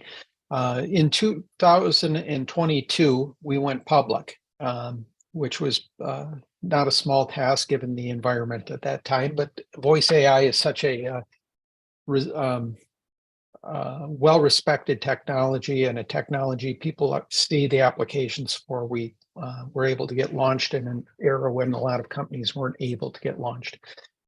Shortly thereafter, we introduced our SoundHound for restaurants, which, given the pandemic and how they decimated the industry, there was a dire need for assistance. We were helping quick serve restaurants and fulfill the need to replace workers that they can't find. And we've continued our growth and working with other partners to date. So that kind of gives you the quick background on why I'm here and what we're talking about. But let's get into something a little bit more interesting, or at least I find more interesting. So this is kind of a architecture slide on our platform. It all starts with the user communicating into the platform. And in this case, we can use speech, we can use touch, we can use eye gaze. And we take this multimodal input into what we call dynamic interaction and feed that into our system. Our system has two proprietary technologies that really differentiate us. One is our speech to meaning, and the other is our deep meaning understanding. And I'll go into those a little bit more in a few moments here. The output from our technology goes into our domains, which could be public, private, or custom domains. We'll talk about all this in more detail later. And as of late, we've added on the ability to do generative AI. So everyone's hearing ChatGPT and other LLM type news stories out there. Well, for us, it was a modular bolt-on to that, and we'll go into all this, as I said, a little bit more detail. The output of this is typically a text or a TTS response that gets fed back to the user, either audibly or visually, depending on what the mode is. And it could also have movie clips or others. I shouldn't just limit it to those two modalities. But and this kind of on a high level is what our platform is about. It's a lot more complicated, as you can imagine, in the pieces, but we'll stick with the high level for now. Come on. So As I said, we'll go into a little bit deeper dive on what these are. So speech to meaning is typically, compared to an ASR system, automatic speech recognition system. ASRs function in kind of a linear fashion. It takes a word as it comes in and processes that word. Next word comes in, that's processed, and it's transcribed and then handed off to an NLU, where the NLU hopefully extracts a meaning out of it, the natural language understanding process. Our system operates a little bit differently. We take speech, process it, but we continually cycle around and apply the context to that. So we're able to derive the meaning out of our speech much quicker than if we just did it in a linear fashion. Obviously, there's a number of words that sound similar, two, and two, for example. So without context, it's harder for the NLU to identify what the meaning of the sentence is. So we're continually refining the meaning of the speech input, making it a lot more quick and efficient for our NLU to process it. A lot of times we'll be able to process speech in a manner that we know what the intent is going to be before the user finishes their sentence. So when we get into our deep meaning understanding, there's a lot that goes into this, because to derive the intent from speech, it's not just, you and I as humans, we can, kind of process speech in a nonlinear fashion and come up with what it is we want to do, or what someone would want us to do, I should say. But for machines, typically they operate in a linear fashion. So we've had to apply a lot of different technology to create this deep meaning understanding, weighted pattern matching, large data structures, straight out programmatic instructions. At the same time, you're applying context. Neural networks come into play, as well as statistical models. One of the main differentiations here is we're not looking to do something based on a specific model. We have a very flexible architecture that applies various elements of these models to the speech, making it highly efficient. This really enables us to handle queries, compound queries, this and that, exclusionary, show me this but not that type queries, relatively simply and quickly. And if you want to have some fun, go out to your big tech platforms and ask them to show you restaurants nearby, except for to pick your type of restaurant. Usually all you get back is a list of the restaurants you wanted excluded from your list. There's a reason for that. It has to do with the underlying technology. Once the NLU is finished processing and has the intent identified, then it sends that intent to specific domains. And domains are nothing more than models that are knowledge models, if you would. So we have 3 buckets of domains at SoundHound. We have a public domain, which is kind of our general library of domains that are available for everyone to use, weather type domains, stock, those types of things. We also have customizable domains, where you can take existing domains and customize them for more specific purposes.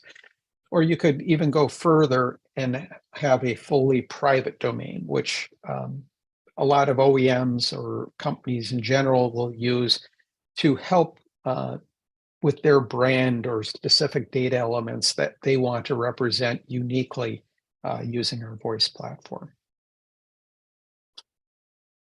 So, boy, this is touchy, sorry.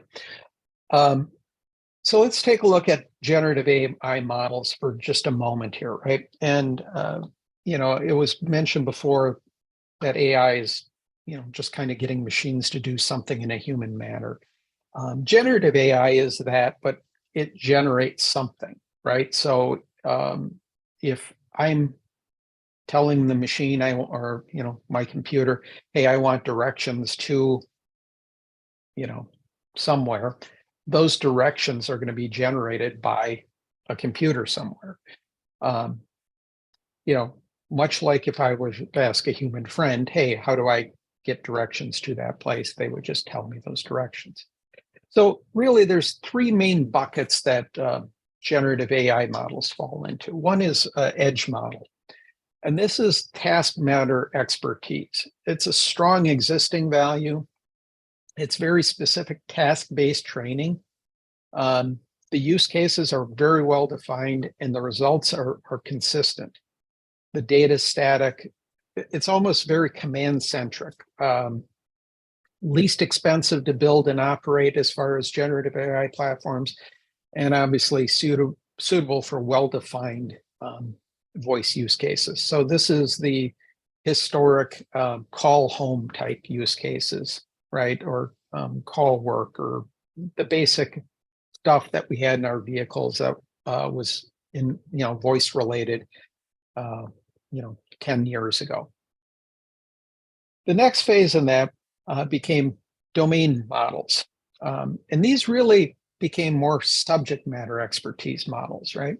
There's a huge realized value here. They're extensively trained models. There's a comprehensive subject area use. The results are very consistent. The data is current and up to date. You do have an issue though with "I didn't get that" type responses when you kind of stump the model.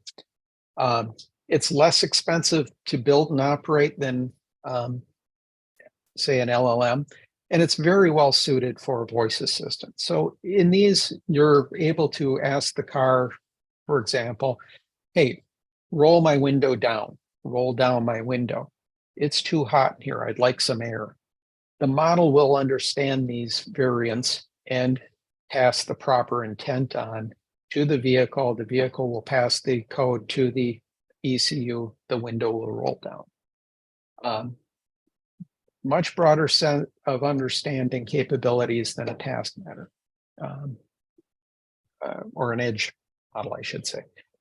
The last one, and the one that's getting a lot of hype these days, are LLMs. And these are really well suited for general data knowledge. And there's huge potential value here. And I say potential value because I think a lot of people are still trying to get their arms around really what they are and what they can do for us. There's some cool consumer apps coming out and tasks like that. But from an automotive industry point of view and working in the cars, we're still in the learning curve side of thing here. Once the foundational LLM's built, there's minimal training that's involved, and you can get a lot of general purpose tasks done. The results can be inconsistent because this is basically a big probabilistic math model. There's also the challenge that the data is not current because of the time it takes to train, although companies such as NVIDIA are doing a really nice job shortening those training cycles with those wonderful processors they're coming out with. The big issue with LLMs is what's often referred to hallucinations. And the hallucinations, as you may have heard, or if not, I'll give my explanation on them, are when the model gives back a very authoritative sounding answer, but it's dead wrong. And that's because somewhere in the math model calculation for what it is, it just missed one word or got something wrong and the answer got built off that. LLMs are very expensive to build and operate. They take a tremendous amount of compute power to train. The operations are quite expensive and they sit in the cloud. But they are very well suited for general purpose type content applications. So if I wanted to ask, what's the proper bottle of wine to bring with to an event where we're having fish or steak or seafood, an LLM could answer that relatively easily. Okay. So the content domains. These fall, actually going the wrong way. Similar to the content domains, the LLM approaches are going to follow. So the foundational LLMs are kind of analogous to what we consider our public domains. They're broad-based LLMs that you can build off of and create things. The task trained LLMs are when an organization wants to, or a group or a industry needs specific tasks that an LLM is well suited to perform, but they only want to train it for those tasks.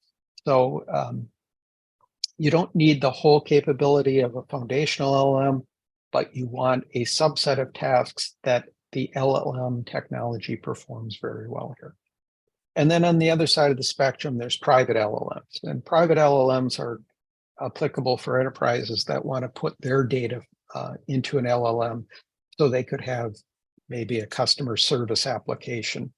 So you could think of this as perhaps car manuals and car repair manuals specific to an OEM, where consumers or mechanics or others could ask very specific questions about that vehicle and get accurate, precise answers. So when we look at the models and look at how this applies in the automotive industry, we don't think that an edge, a domain, or an LLM on its own is the answer. There's going to be a hybrid approach required here. You have very deterministic models in edge and domain, and then you have the probabilistic LLM type models. The deterministic ones, hey, they answer specific questions and give back results clearly. I'm warm, set the temperature to 72 degrees. The car temperature gets set to 72 degrees. The probabilistic ones are better for, the soft fuzzy type answers. What interesting sights are there to see along this route? It will know the route and it will tell you what interesting sights there are around that. So it will have the context of the route, likely from a deterministic domain, such as your navigation system. And it will understand how to create a query that includes the route information and finds interesting sites from not only domains, but the LLM itself, and can give you back an accurate reply on what are the interesting sites and sites and activities on this. So in effect, where we see this going is in the hybrid model, you're going to be using generative AI to work with generative AI. So information coming from domains will be used for context and input to LLMs. This will help address the I didn't get that, because if you stump the domain, if you've asked a question in a manner or beyond the scope that it's been trained on, the domain will pass that information over to, in our case, our arbitrator, we call it our generative AI companion domain, and that will work its magic, create a query that will be sent out to the LLM with the context and the information, and the LLM will come back with a reasonable response for that question that the domain couldn't answer. And conversely, because you're working with both the deterministic capabilities and the probabilistic, you get rid of the hallucinations and inconsistencies and the age data issues that you can see just with an LLM only approach. So this brings us to what SoundHound's rolled out a few months ago, which is our SoundHound Chat AI for automotive. This is really the next generation voice assistant. And as I said, it's a combination of using traditional existing models, edge and domains, and adding in the functionality and the benefits that LLM bring to the table. For us to do that, there's two core technologies that we've had as part of our platform that we use to extend and accommodate the large language model capability. One is our what we call KaiLand. It's our collective AI language. And the other is our KaiNet. It's our collective AI networking technology. So KaiLand is our software that allows us to build deterministic domains, knowledge domains. And in this case, it also is used to control and arbitrate the responses to offer the best one to the user. KaiNet is our machine learning component that augments domains. So it can stitch domains together to allow them to collaborate and improve accuracy. And again, remember, we have a domain that does an arbitration function. That's kind of a simplified explanation of it for LLMs that participates with KaiNet as well. So this connects SoundHound's internal models with external generative AI models. And those could be, a model that an OEM built. It could be more of a publicly available model like a BARD or a ChatGPT, or it could be a private model that a corporation, or frankly, a mix of all the above. And we can use those as part of our platform to complement and deliver the use cases that the OEM wants for its customers. So SoundHound Chat AI, we're getting rid of the no more I didn't get that, which is a significant drawback in the traditional approach to voice platforms. We're also managing generative AI, the LLMs of the world. The queries can be quite expensive, and these variable costs don't fit well into most automotive market or automotive business models for connected vehicles. Most OEMs are looking to provide a service for at least a fixed period of time for their consumers, and having significant potential variations can have a negative impact on that business model. So we're able to help them control by using as much of the domain capability as possible, and then putting guardrails on the use of the LLMs. And then ultimately, this really results in an enhanced voice experience for the user. And as such, it's going to be brand promoting as well. One of the examples, when I was talking to an OEM, they were asking, well, what if I asked the voice assistant, who's the best automaker in the world, and it comes up with a competitor? Well, that's where managing generative AI comes into play, where you can put up a guardrail to kind of control things that would adversely affect your brand, or have a negative impact on your user's voice experience. Welcome to the next generation of. Let me just give you a quick, this is like a 2-minute video. Please let me know if this sound doesn't come through. This will show you a little bit of our platform in action. Obviously, it's a marketing video, but the queries in there and the responses are real. So, Of in-car voice assistants. SoundHound's proprietary technology combines real-time information with the power of large language models to deliver the game-changing, hands-free driving experience people have dreamt about for years. Our library of over 100 knowledge domains allows drivers to access real-time information like, what's the forecast in San Diego for this weekend? There will be mostly sunny skies with a high of 80 degrees Fahrenheit and a low of 56 degrees Fahrenheit near San Diego, California for this weekend. And with the integration of large language models, you can follow up and say, what's the most scenic route to get there if I'm coming from San Francisco? The most scenic route to get from San Francisco to San Diego is along the Pacific Coast Highway, also known as California State Route 1. This route takes you along the California coastline and offers stunning views of the Pacific Ocean and California's rugged coastline.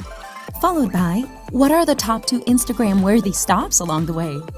2 of the most Instagram-worthy stops along the Pacific Coast Highway between San Francisco and San Diego are Bixby Bridge in Big Sur and McQuay Falls in Julia Pfeiffer Burns State Park. And back to a real-time knowledge domain. What time's the sunset in Big Sur on Friday?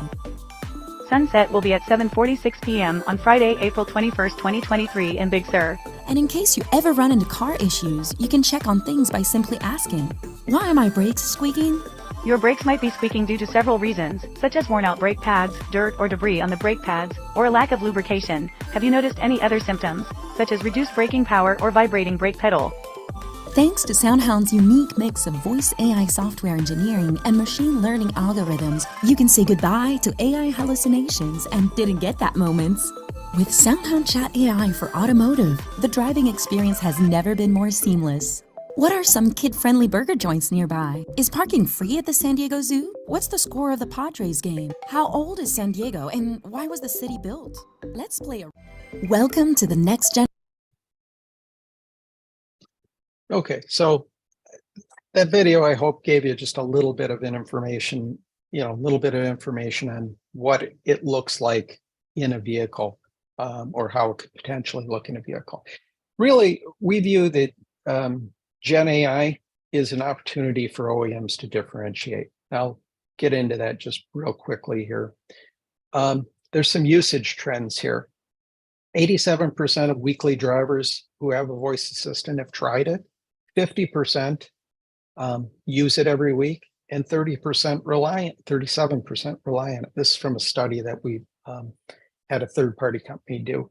Obviously, voice is important to a large number of the population. Whoops, skipped one. So are these users aware of generative AI? Mostly ChatGPT type thoughts, so LLM, generative AI. The answer overwhelmingly is yes. The majority of the users are aware of this, and they're starting to notice it popping up in their consumer space, and this awareness is raising expectations for the vehicle. So when you say, why should we pay attention? Well, you're looking at 75% of the users are likely to use generative AI. These are the ones that'll probably be the ones that rely on it in the vehicle. The 50% are likely to basically to use it, which is to try it from the prior slide. And then 28% who rarely or never use voice in their car are likely to use it. So this is the try it group. So what you want to be able to do is come up with a user experience that moves the tries to the use to the relies, and ultimately that's going to have a very positive impact on your brand. So 3 areas that we think will come into play here, and the feedback from OEMs and others, these seem to be on point as a virtual concierge type application or capability, someone to help you drive the car, learn more about your car, trip planning. Onboarding and maintenance. One of the big failures of voice systems, and frankly, a lot of features in cars, is users don't know how to use them. And unfortunately, the dealerships don't have enough time or can't get the consumer to sit there for a training session when they're there. This enables the driver to have the ability to learn the system at their own leisure in a manner that the OEM decides is appropriate. And then finally, entertainment and education is another great area that generative AI is going to bring to the car. Much broader spectrum to games, more conversational type activities. You can actually play word games with your car, or your kids could play word games with your car as you're on the trips. And hopefully we can reduce the are we there yet moments. So just quickly, final thoughts. Generative AI is changing the voice AI landscape. There's no question about that. However, LLMs are not the answer to every question. A use case centric approach will improve the user experience, and this improved user experience will increase adoption. We saw that through the study. So this is really a significant opportunity for OEMs to differentiate their brands, and we believe that we're positioned to help them do so and look forward to the opportunity. So with that, any questions? I'm happy to do my best to answer. Very good. Thanks, Matt. Yeah, you really you hit a lot of big points that I've been thinking about over the last 6 to 8 months, since I've started playing around with ChatGPT, right? And I'm impressed that you're able to move this around so quickly, to turn it around so quickly. It's impressive. Because one of the issues that I've always struggled with was the setting the domains. deciding what information you're actually going to allow the program to let you know about. And I think that that was in particular one of the issues, because the hallucinations are real, right? If there is such a thing as real hallucinations. There's really no way around that unless you actually control what goes in. So it's kind of that garbage in, garbage out story, right? So and I think you guys have worked on that from a couple different perspectives. It sounds like you're using it when you need it, but also you're tweaking it with the specific information that a customer like one of the OEMs wants to have in their vehicle to start with, right? As opposed to having everything available to everybody in the vehicle. I thought that was one of the things that I struggled with, but found that the way you described it really does a nice job of telling the story about how to actually set up the domains so that you now again, that's probably something that's still you could probably answer this about how far along in development that is, right? Because each manufacturer might have their own idea about what they think that what should be in the domain. How are you guys adjusting on a manufacturer by manufacturer basis? Yeah, sure. No, absolutely. So manufacturers, it's really, this is enabling them to bring a brand forward, right? And really improve the brand. So the way we've done it, and our platform is extremely modular. That's why we're able to do more than just use an API and point towards a ChatGPT or insert your LLM here type thing. So we built a domain that provides the guardrails, it provides the context control and the intent passing, and a lot of other components to the LLMs when it's applicable. So in doing that, we're able to offer that domain to OEMs, and then they can apply what's of importance to them and their users and use that as a control mechanism. So we had one OEM that was playing around with LLM, and they said, how do you change the tire on my model car? And the LLM came back with the instructions on how to change the tire, but it was how to change tire on a car, not on their car. Their car has a very well hidden spare tire. And this is a big call that comes into their call center. I've had a issue, I need my spare tire, where is it, kind of thing. So we're able to take that command of or intent on how do I change my tire, and apply the specifics from a car manual to that. So now they can have very specific answers and get the customer will be very happy with the results, as opposed to just the generic, jack up the car, change the tire type answer. Yeah, very good. We got a lot of questions from the audience. Here's the first one. How do you keep the in-car version updated so it performs as well as what people will have when they plug their phones into the car? Yeah, that's something we've been dealing with on the voice platform for a long period of time, right? There's a trade-off between content and the currency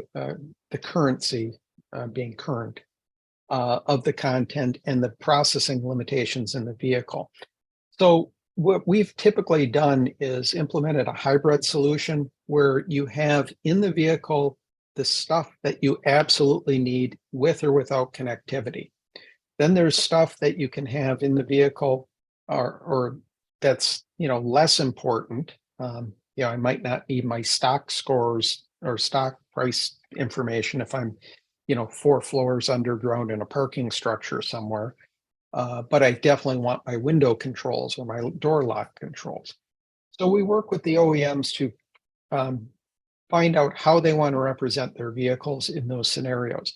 if they have the capacity, we can move cloud domains into the vehicle and we can update those on an interval that's agreeable to the OEM, similar to any other OTA type update. Is SoundHound only an OEM product? We do have chat AI that's in the Apple and Google stores, so you can download chat AI. I think it's $19 and change for the year. Very cool tool to play with. It's fun. Can keep you entertained or can give you some pretty cool information. But there's also our developer portal is available. So if people feel the desire to go out and learn a little bit more on a technical nature, it's free to sign up and use. Happy to hook people up with engineer resources if they're interested in that as well. What are the limitations of the program that you're just talking about? So we limit usage to a certain extent, but it's usually if it's just learning or playing with it, it tends to be sufficient. For organizations that want to do that, we can extend the limits a little bit if it's appropriate to do so. Okay. All right. Here's an interesting one. Can you accommodate multiple languages in your voice system at the same time? For example, people speak English, Spanish, and German in a car. Can you respond in each language corresponding to language spoken by a person? Yeah, yeah, that's a great question. That's a challenge, right? Yeah, it is. And again, a lot of this has to do with the compute power, et cetera, in the vehicle. But I will tell you that the ability to do so has gotten a bit easier with LLMs because they have a much broader processing capability for language. So in general, the answer is yes, we can do the multi-language approach. It comes down to a lot of times, again, what the OEM wants to have in the vehicle, because with everything there is a cost, right? In terms of capacity, in terms of actual dollars, time to market, those kind of things. So definitely doable. Just have to discuss the use cases around it. The cost factor, yes. Yeah. How do you guys manage cost? I mean, not manage costs, but determine the cost. Is there using the private versus the public versus the other domains? Yeah. So obviously, for our domains that we've built out, we have a good grip on our cost model around that and what we're charging. The challenge really is when you get out to the third-party LLMs and so forth, because the models are a little bit different and somewhat evolving still, and they will probably evolve as more competitors settle in, and likely we'll see costs come down there as more technology comes into play. So we're paying attention to that. The OEMs are paying attention to that. That's where the concept of private LLMs is coming into play here, where they're interested in building out their own. There's partners that are building out LLMs. So, and we're rolling out our own LLM as well. So there'll be a number of different avenues to provide value to the consumers and the OEMs, and also have a way to guardrail the cost for doing so. Sure. How long does it take to develop one of the private ones for a manufacturer? So, I'm going to give you the non-specific general answer of well, that depends. But I can tell you there's certain use cases that can be developed relatively quickly, right? We've got a fundamental capability on our vehicle intelligence module where we can ingest car manuals on a fairly quick basis and have a turnaround in at least a pretty good functioning proof of concept within a week for you. Mm-hmm. Now, that's a car manual, so it's significantly easier to do than, say, the entire vehicle database at one of the OEMs, but that would Right. be doable as well. Right. Now, one of the things that we think about when we think about the potential for what these type of models can do is that can watch you as a driver and make suggestions about driving, about turning on or off certain kind of the ADAS technologies, windshield wipers, a whole slew of things that have to do with your actual driving, and that identifies you as, your wife may drive your car and you may drive your car, and actually whoever's driving the car, it reacts to who's driving. Do the models work at that level? Well, they can. I mean, there's two different aspects there. One, we would be able to voice enable and proactively provide suggestions based on the OEM's application. I mean, we're not watching the driver. We're the voice component of it. So working with other systems in the vehicle and, the systems that the OEMs are using around safety suggestions and so forth, we can work with them to build out proactivity in the vehicle to help with those issues. So, you're getting drowsy. Well, you can jiggle the seat. You can make the steering wheel vibrate, those kind of things to make people aware they're getting drowsy. But you can also talk to them. And that's where we would come into play, helping with the extend the safety aspects of it through the use of voice. Yeah. Have you done any work on distraction in terms of voice? Has research been done to see if there was an effect of a distracting effect because of voice? There's a positive effect of voice on distraction because you're not taking your eyes off the road, for example, to find your seat heater button on the screen while you're driving down the highway at no more than the legally posted speed limit, I would say. But yeah, I mean, even if you reach over in a car, you're taking your eyes off the road versus if I say, turn on my seat heater.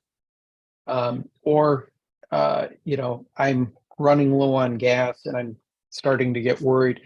Hey, route me to the nearest gas station. These are all safety factors. And if I can do it through an interface that is common to me, my voice, it's a lot safer than trying to, learn the menu system on a head unit, for example. And if it's done properly, the car understands you. You shouldn't have to speak car, right? The early iterations of voice systems in car, you had to pretty much know the language the car expected you to say things in, or it wouldn't do anything for you. We believe that the car should learn to speak you, not you speak car. Very good. Now I was very impressed with and continue to be impressed by the iterative process that you can use with Chat AI. That you follow-up questions followed by another follow-up question, followed by another follow-up question, and the program always understanding the context. That's impressive, right? Yeah, one of our attendees said, "Can your system understand emotion?" Yes, it has the ability to do that. There's ways that you can key on the inputs, the language being used. You can kind of stitch it all together to the point where you can get a feel for is this person angry? Is this person excited, happy? Those kind of things. It's an area that comes up often. It's very much a factor that LLMs are enabling. So we're very excited for that aspect of it. Yeah. Yeah, that's an impressive piece of the story, isn't it? to It is. Yeah. actually understand the emotion of the person who's talking to you, right? And, Yep. and then respond accordingly, right? Yeah. For Yep. someone who's very agitated and upset to come in with a more calming voice, or a calming suggestion of some sort, right? Yeah, no, that's key in the customer service applications too. So you think about it, if you're having a car problem and you go through a phone menu system with the IVRs and so forth, um, those don't help the situation. Those tend to escalate people's blood pressure. So you want to be able to understand where people are at and actually provide help in a meaningful, thoughtful way to them. Yeah, exactly. Yeah, very important. This is a kind of couple of questions here about dealing with your customers. Mhm. How much education do you have to spend with your customer to get them to understand your solution? So the good news is, you know, all the automakers have very talented groups of people, and they all have people that are voice knowledgeable.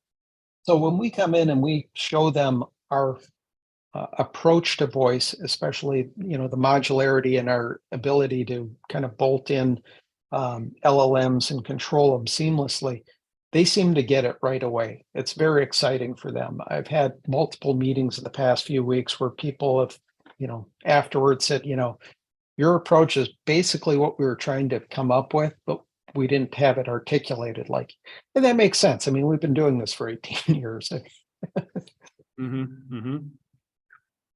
Yeah, yeah, that kind of fits in with one of the other questions here. Describe a customer experience from first meeting them to an order or a PO. How long did it take? Were customers' expectations met? Yeah, so automotive sales cycles can be very long, as you know, depending on the timing. We can't change the production, but the steps tend to be pretty similar, right? You end up going through the normal sales process, the initial meetings. Usually there's some level of POC or maybe even a bake-off between vendors, and then you get into the production development cycle. Some of it can be the normal production cycle of a vehicle, which can be a year or more. Others, especially with the LLM, we have customers adding that in months, not years. Yeah, this just made me think of every time you say something, it makes me think of another question, right? Yes, and that has to do with when to introduce it into the vehicle. And is it something that the manufacturers are doing on the fly, or are they waiting for a new model to come out? Both actually. We're seeing both, and that's just a product management preference by the OEMs. The capability to add it in, is there. You can obviously wait till new model year. You could actually use this to differentiate as well, right? You could have, as you have low, medium, and high head units, you could have low, medium, and high voice assistant capabilities. And those could become pay for services too, right? I could have a low head unit with a very extensive voice AI capability. That would be an interesting combination for a lot of younger users, I would think. Right. Is it something that they could actually do on an over-the-air update? Absolutely. Yeah. We're just software in the vehicle when it comes down to it. So OTAs, we get that question a lot. Yeah. So is this all the information stored in the cloud?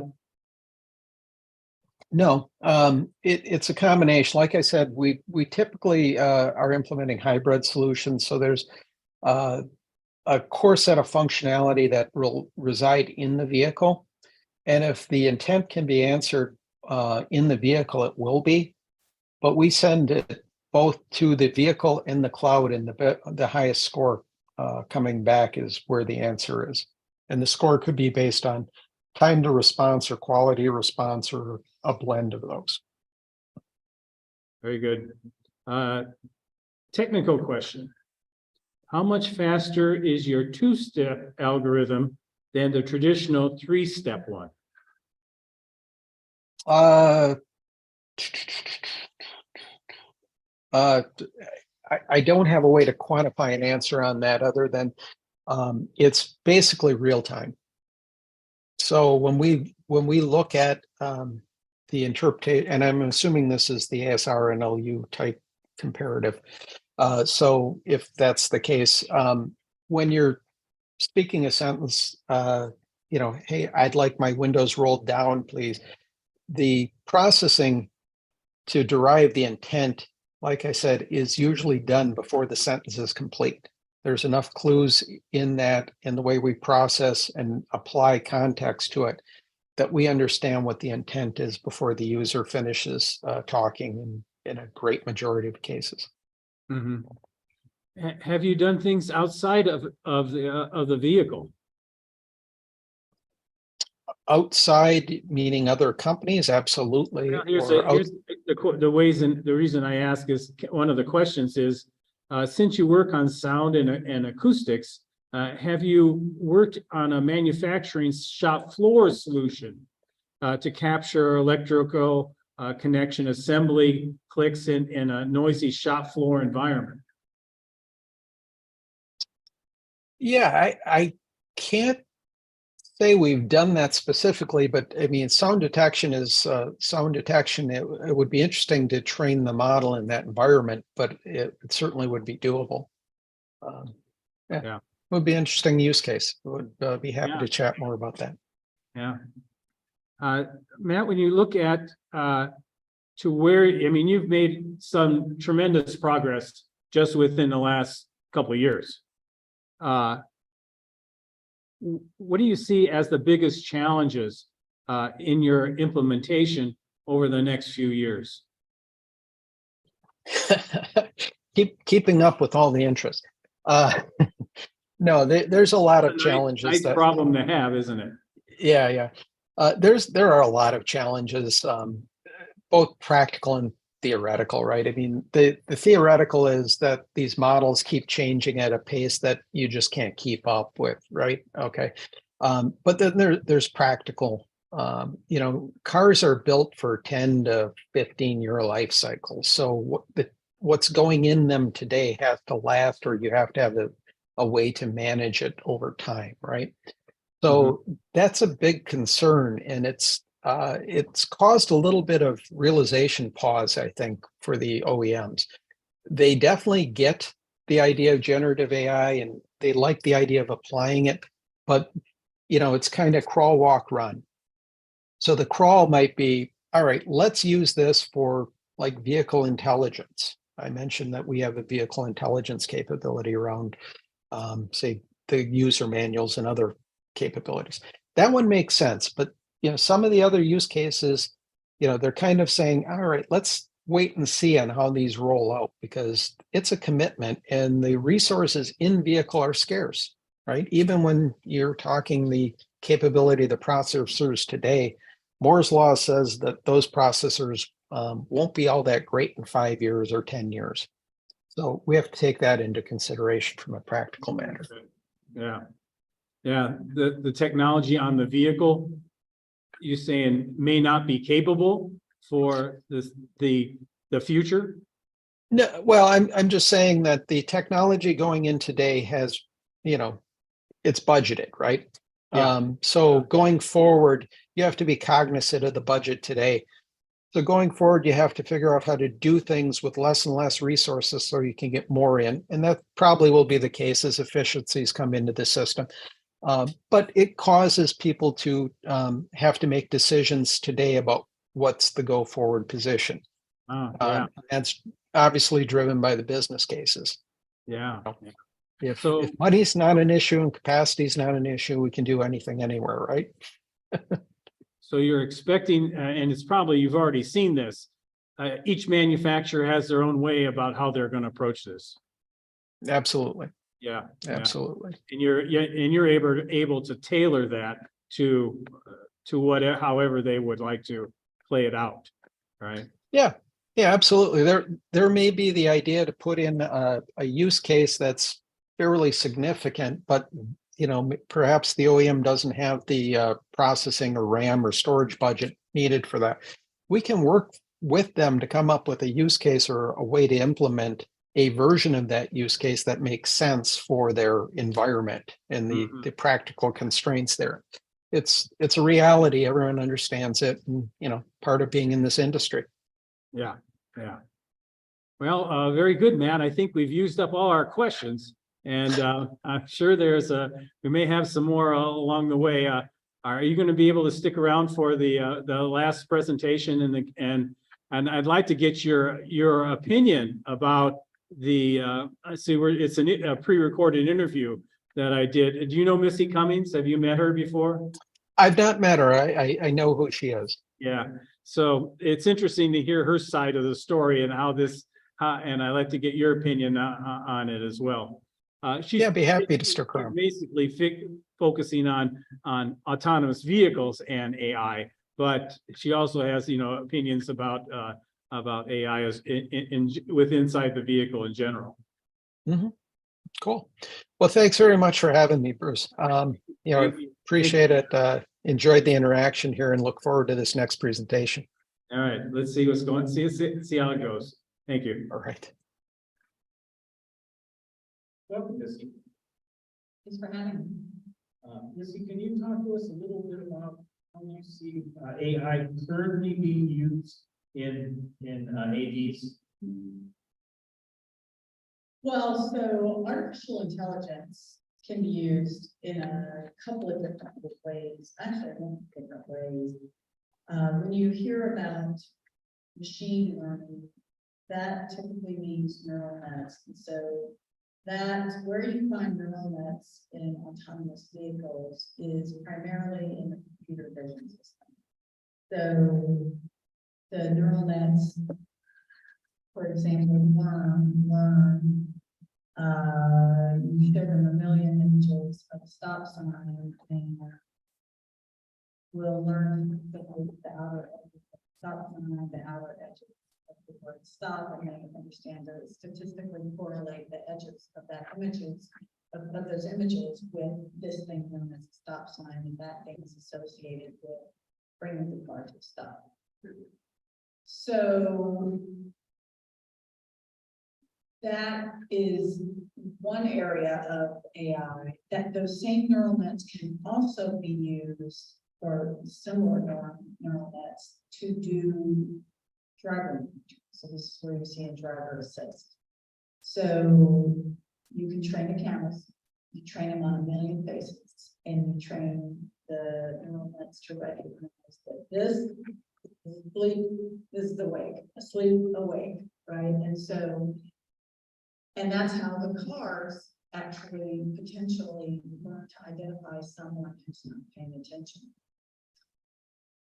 These neural nets are easily fooled, both the computer vision that are looking out and the ones that are looking in. People can wear sunglasses and fall asleep, and that's enough to defeat some human machine devices.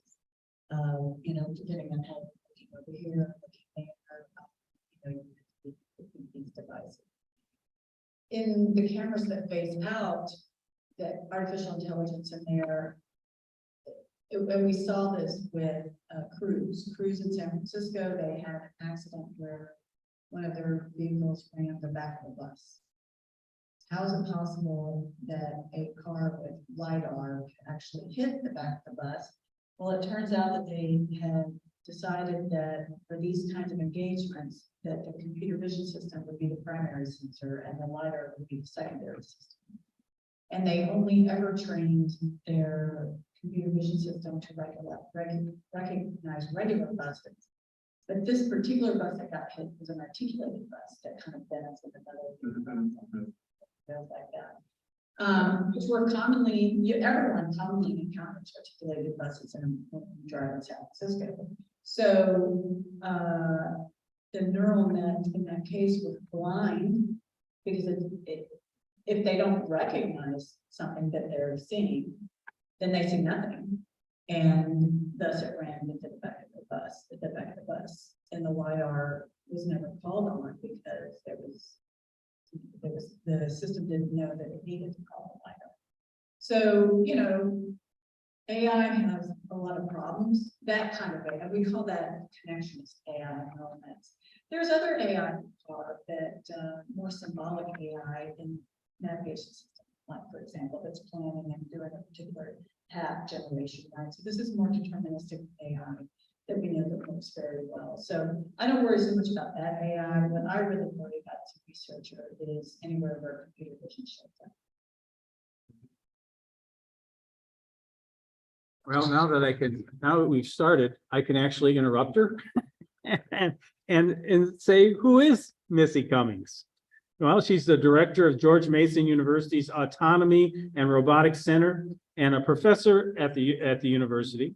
She spent 11 years from 88 to 99 as a naval officer and a military pilot, earning the rank of lieutenant, was one of the United States Navy's first female fighter pilots. After the Navy, she became an assistant professor at Virginia Tech in the school's Engineering Fundamentals Division. After obtaining her PhD at the University of Virginia, she achieved the rank of associate professor of aeronautics and astronautics at the Massachusetts Institute of Technology, and she became a full professor at Duke University in 2016. Very good. When we look at the that are currently on, you're going to discuss those. What do you see as the next wave of AI and improved technologies for AVs? Well, I don't see any new dramatic changes coming for AVs. For example, if a car manufacturer tries to integrate ChatGPT or other large language models into the car, this is going to be a nightmare because ChatGPT and other large language models are so error. So I don't think that should come, although people swear they're going to do it. So it's definitely going to be a car that I won't be buying. I think what hopefully is going to happen is that the computer vision systems get better. We need to figure out how to do better training. We need to figure out how to do better testing of this algorithm so that we know when they're in domains that they really can't handle. So I am hoping that the idea of AI maintenance really takes hold, where we understand that you've got to do better quality assurance of the AI that you've got in your system, and you also need to make sure that the models continue to stay relevant. So for example, every time a new car, as soon as the Tesla Cybertruck gets into the market, basically every neural net on the road, no matter who the manufacturer is, needs to retrain their neural nets to recognize the Cybertruck. It's such an unusual vehicle, it may not be recognized as a car. So you have to do retraining. Retraining is expensive and it takes time. And companies are loath to do that. So now we're also going to start thinking about regulatory,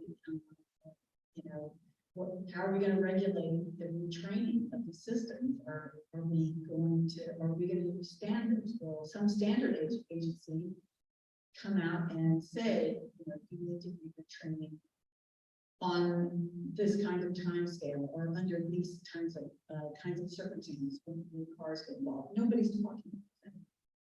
Mm-hmm. Yeah, and for one of the plugs for my former employers, the U of M Transportation Research Institute, one of their some of the work that they have been doing over the last few years was doing simulations.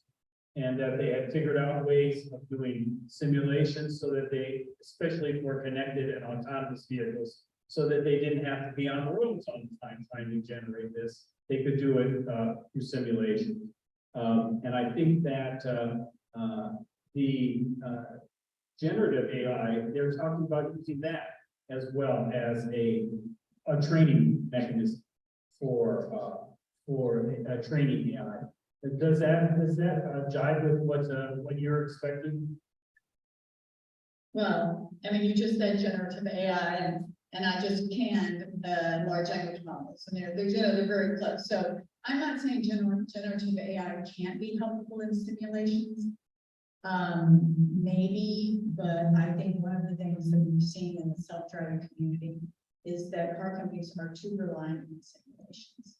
I'm sure generative AI can be helpful to some point, but companies have to recognize that there is a time and place where you have to fish and cut bait and get out into the real world, because your simulations are going to be tuned to give you idyllic responses and also responses that may not match the real world. I know of no simulator today that can capture the weather conditions in Michigan accurately. So to do that, to find out if your car is going to work in Michigan, you need to drive it in Michigan in the road. Very good, yeah. When I've been tossing and turning with this generative AI story and, played around ChatGPT and stuff like that and to see how it might play out. One of the, I don't see it as something that can be used in a mission critical situation. And definitely not now. But I was thinking that as a more of an informational support for drivers. And when I think of this, and I wanted to get your perspective on this, because I may not be thinking clearly about this. My ChatGPT is made up of everything on the internet that it could scrape off the internet. Probably all Wikipedia and everything else that they could scrape off and then use that as their background for whatever question you ask them, right? In a vehicle situation, could manufacturers create their own background data set that would be used for their ChatGPT, so to speak, so that if you ask a question about your driver's license and something about, where's that button for the releasing the trunk, for this vehicle? Can you see that as being useful within the context of a vehicle if you limit the data set that the chat program or the generative AI uses as its base? At that point, I would say if you just want to provide somebody to ability to search your manual, you just need to leverage good search algorithms, right? I mean, ChatGPT is like a nuclear bomb trying to hit a very small male in kind of situation. So, I do think that, but I think it's interesting that you asked that question, because it goes to show you that people are just going so crazy and they're running so far ahead in their minds with ChatGPT that they forget, look, we actually have some pretty good search functions. And if we only, if searching car manuals to find out something relevant, maybe we should spend some more time making user-friendly search algorithms as opposed to trying to the nuclear bomb of ChatGPT. The real concern that I have in these large language models, I basically have two concerns. Just the quality of data that gets scraped by these algorithms that gets included. There's research already starting to show that when ChatGPT goes out and gets other data that was generated by large language models, the performance of ChatGPT goes way down. So large language models should not be learning from data that's generated by large language models. That's a big problem. But the other issue that I'm really concerned about in the automotive community is the number of students, junior researchers who are coding parts of cars, parts of self-driving systems, and they ask ChatGPT or other large language models to generate code. And these large language models are very good at generating code, and it's possible that even snippets of code can work individually okay. But when you start to integrate them into larger systems, we have no idea what the errors could be, what the possible hidden catastrophes of when you start to kludge together code generated by ChatGPT. So I'm really concerned about, from a coding perspective, how are we going to ensure that all this, the Frankenstein of code we're likely going to get as, you know, we've already got that problem, but it's only going to be in spades when these ChatGPT creations start to show up in that program. Yeah. And you would think that any code that you generate from anywhere has to be tested, right? You're always testing your code to see if it works. How does that differ from what, say, okay, I need some code to do this? Well, we plug in the code. Well, now we're going to test it to see if it works. So, Well, I mean, there's all sorts of basic software development testing, question testing, for example, that happens.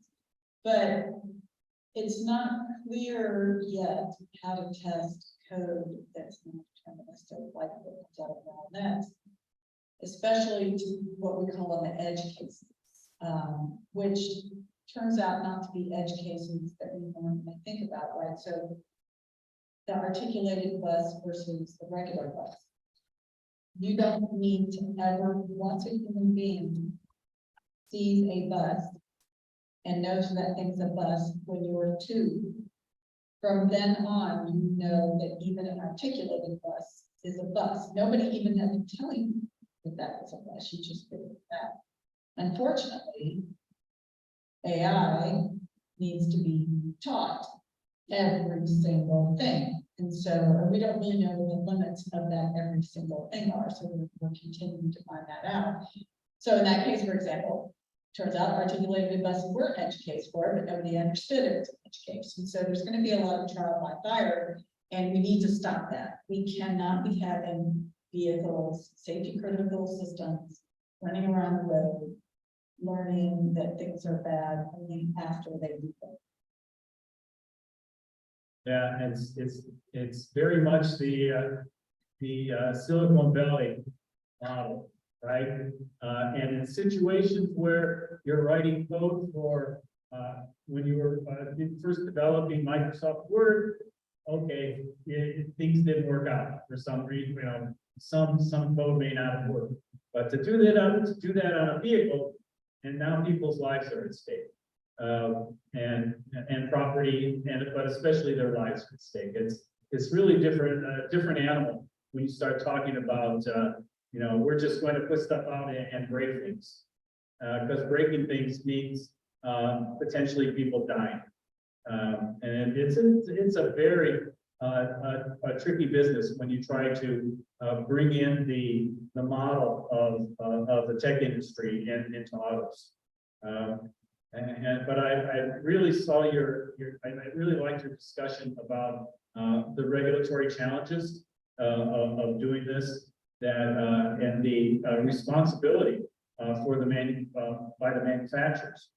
You know, I guess I think we could end this discussion a little bit on the responsibility story about accidents. You know, when the cruise automation vehicle runs into something and creates an accident, is General Motors responsible? Well, Cruise is probably a subsidiary of General Motors, but are they responsible? If there was ever a autonomous vehicle sold to an individual, and that vehicle got in an accident, is that individual responsible, or the manufacturer of the vehicle responsible? How are you thinking about this? Well, I'm not a lawyer, you know, but I've, you know, been around several of them a lot lately with self-driving cars. And so I think that there will be no question that the car companies, even when, for example, a pedestrian is killed, it's just a matter of time before that happens. I think the car companies have done a good job at this point and not getting to that. You know, they've been very careful, I think, to make that not happen, except that statistically it's eventually going to happen. And I think that would be kind of the test case for then what happens if sure what other cases, but I think that the car companies will pay. I think that they will be found guilty. I think that, we'll see what the payouts are. But I think we saw with the case in Tempe, Arizona, The Uber driver. Uber driver, right? But the thing about that is that there was a human to blame. Right. And that's kind of the thing. We like blaming humans. And so as long as we can blame humans, we will. But if there's no human to blame in the car, the next human to blame is the company. And we're gonna want to hold somebody responsible. Yeah, or the owner of the vehicle, and then the maker. Well, I do think that's probably where right now, the owner and the maker are the same things for what. Yeah. And you can see later in the future that may change. And if and when it does change, I do think that, so this is where that AI maintenance problem is gonna start getting tricky. Because the question will be, did the manufacturer update the algorithms and the onboard AI at the correct frequency? Or did the operator, neglect cleaning the sensors, for example? That's the whole something else people are just not thinking about. Yeah. You're gonna have to keep these sensors clean. You're gonna have to make sure that you attend to any issues that could cause problems for the AI. So, from a legal perspective, I think the lawyers are gonna have a great time sorting out some of these complex issues, because who actually made the mistake in sensor care versus algorithm care? I think that's what. Good point. Very good. I think we're gonna leave it there. I want to thank you for taking the time today. Okay, thank you for having me.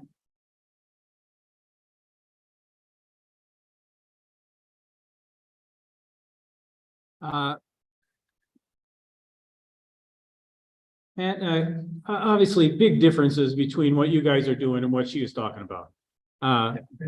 She's talking about using AI in autonomous vehicles. You guys are not doing that. No. So I'm assuming that's a big difference right there. In general, from her views on this. On the AI story, what's your opinion? No, I found her talk pretty interesting. She touches on some areas that are kind of undeniably true just in the core, right? I mean, how do you update and train these models to be accurate? To use the Tesla vehicle example, right? And the bus. This is going to be huge. I am an attorney as well. So I look at it and I say, okay, this is going to get really messy for a while. But, technology kind of goes down these paths, right? So you can try to regulate it, but even with regulation, it's not going to work everything out. Because she made a reference to testing edge cases. There's no way in heck to test all the edge cases possible for autonomous driving. So then you have to start looking backwards at the product design and product development process and say, okay, were these reasonably foreseeable? And there's a bunch of legal factors that come in case law that people are going to strain to say, well, a windmill built in the 1800s applies today to auto, that kind of thing. I think we're entering a different realm, but fundamentally we have the tools to understand how to move forward here. I think people are just a little hypersensitive because it's a new technology. But, if it was a new pair of shoes that made us fly, it would be a different, similar thing, right? It's a new technology we haven't had that has potential to cause harm. So we do have to look at that from that perspective. The data, the cleanliness, the integrity of the software, the integrity of the hardware, the integrity of maintenance by both the owner and the manufacturer, all these are going to come into play. So yeah, this is going to be fun times, but it's it's a very good time now for the automotive industry because we've got this window where there's so much technology going into vehicles today. We will not see this concentration of technologies going into a vehicle, I think, ever again in this type of window. Definitely not in our lifetimes. Oh, God, no, no. And if it is, I've lived too long. Very good. Wanted to ask you about no, I think that's it I think that's really what, just wanted to kind of get your opinion on that. But I did want to get your opinion on this next video. Have you seen this BMW video? Show me which one you. It's with Let's see. It's with a character called DEE, and this is really up your alley because this is really inside the vehicle. Okay. Yeah, I'm not certain I have. Let's watch this one and see how it plays out. It's kind of a long one. I think it lasts about nine minutes. So Okay. Be patient with it. Hi, Oliver. It's me, Dee. Hey Dee, today's your big day. Ready for the show? Yeah. Are you nervous? Well, to be honest, I am a little bit, but I got everything set up. From the first meeting, Did you just wink at me? the big reveal, to the immersive user experience into the virtual world. Wow. And what about our special project? No spoilers. This is our special bonus for the end. Of course, just checking if you can keep a secret. Today, we unveil our vision of the perfect digital emotional experience for your mobility of the future, or as we like to call her, Dee. But before we get started, let me clear up a few cliches. Digital leadership in the car is not about the biggest screen or the highest processing power, or even who writes the most lines of code. No, the only thing that really matters is what the user feels and experiences when your car welcomes you. And I don't just mean with your name on the display. No, I mean when you see how your car gets excited to jump on the road with you, when you can't tell the difference anymore between real and virtual when you're driving, because we tore down all the boundaries. When your car is transforming from a helpful assistant into a faithful companion, because it gets to know you better day after day. Sounds like mobility is becoming more human, right? Take a deep breath.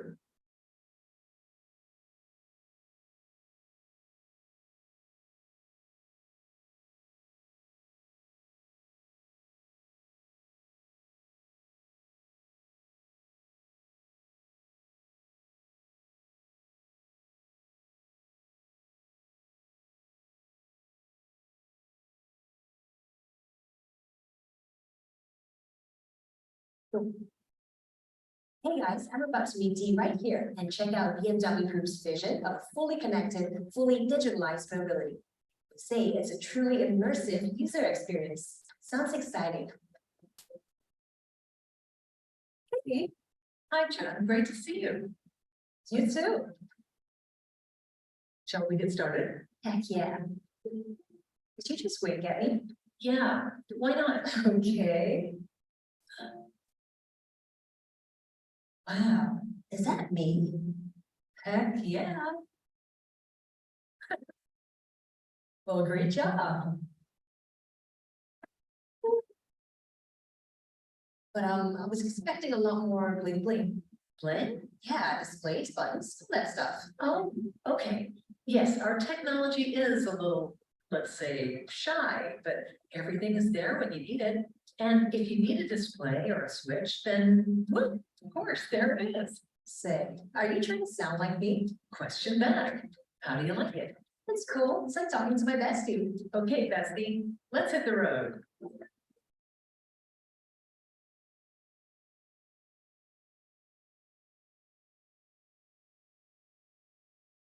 Okay, so what are these light bulbs for? That's the BMW mixed reality slider. Try it. There it is, the techie stuff. What can I check out here? driving information, the latest news, messages, your calendar, your social feed, whatever you want. Coolio. Augmented reality. I love that. Well, I've seen him. That's what I'm here for. You can pack the cyclist now if you like. Thanks, Steve.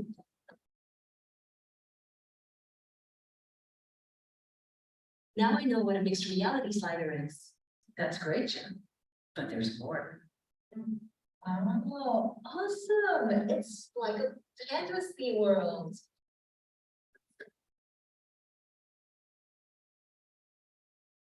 like banana have the same taste. The perfect match, I'd say. Really? Thank you.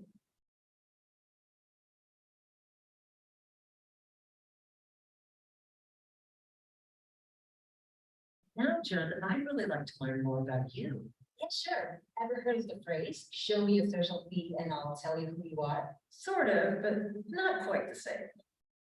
So I guess you're telling me to look at your social media accounts and figure something out. Yeah.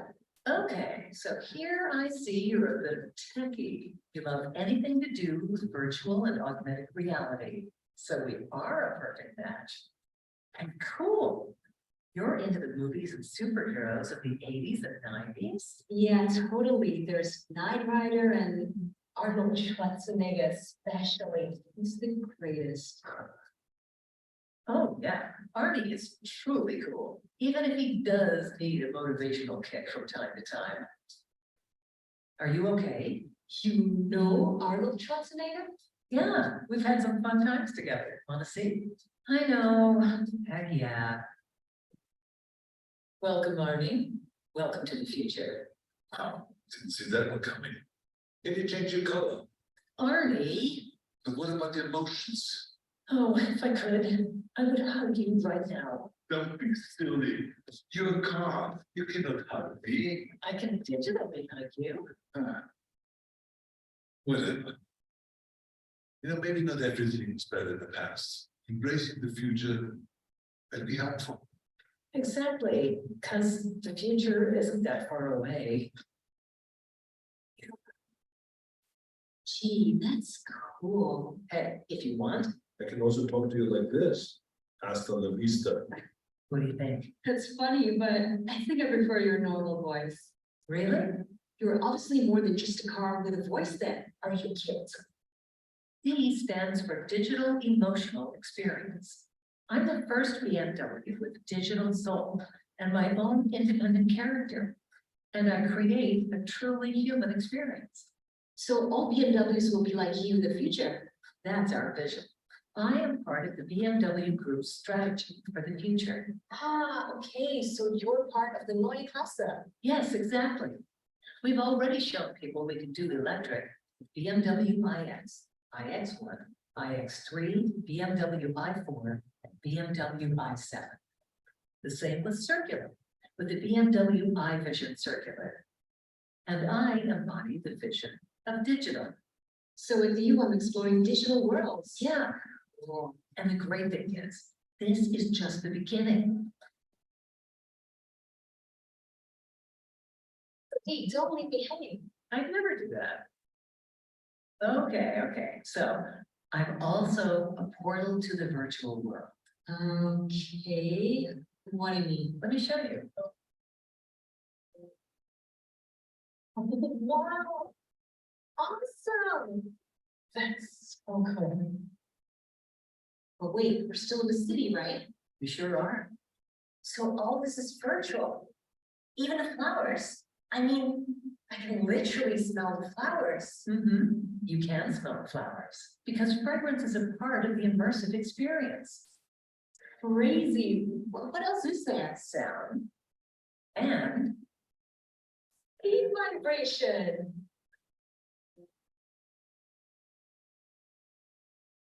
Guys, I hope you enjoyed my digital experience with Dee. I sure loved it. That kind of stuff is totally my thing. But I'm not going to say goodbye just yet, because I want the star of this show to have the last word.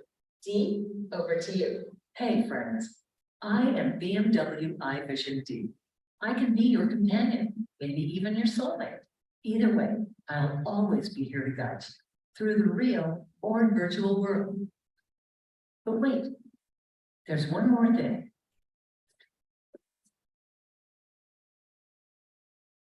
Want to know more? Then stay tuned.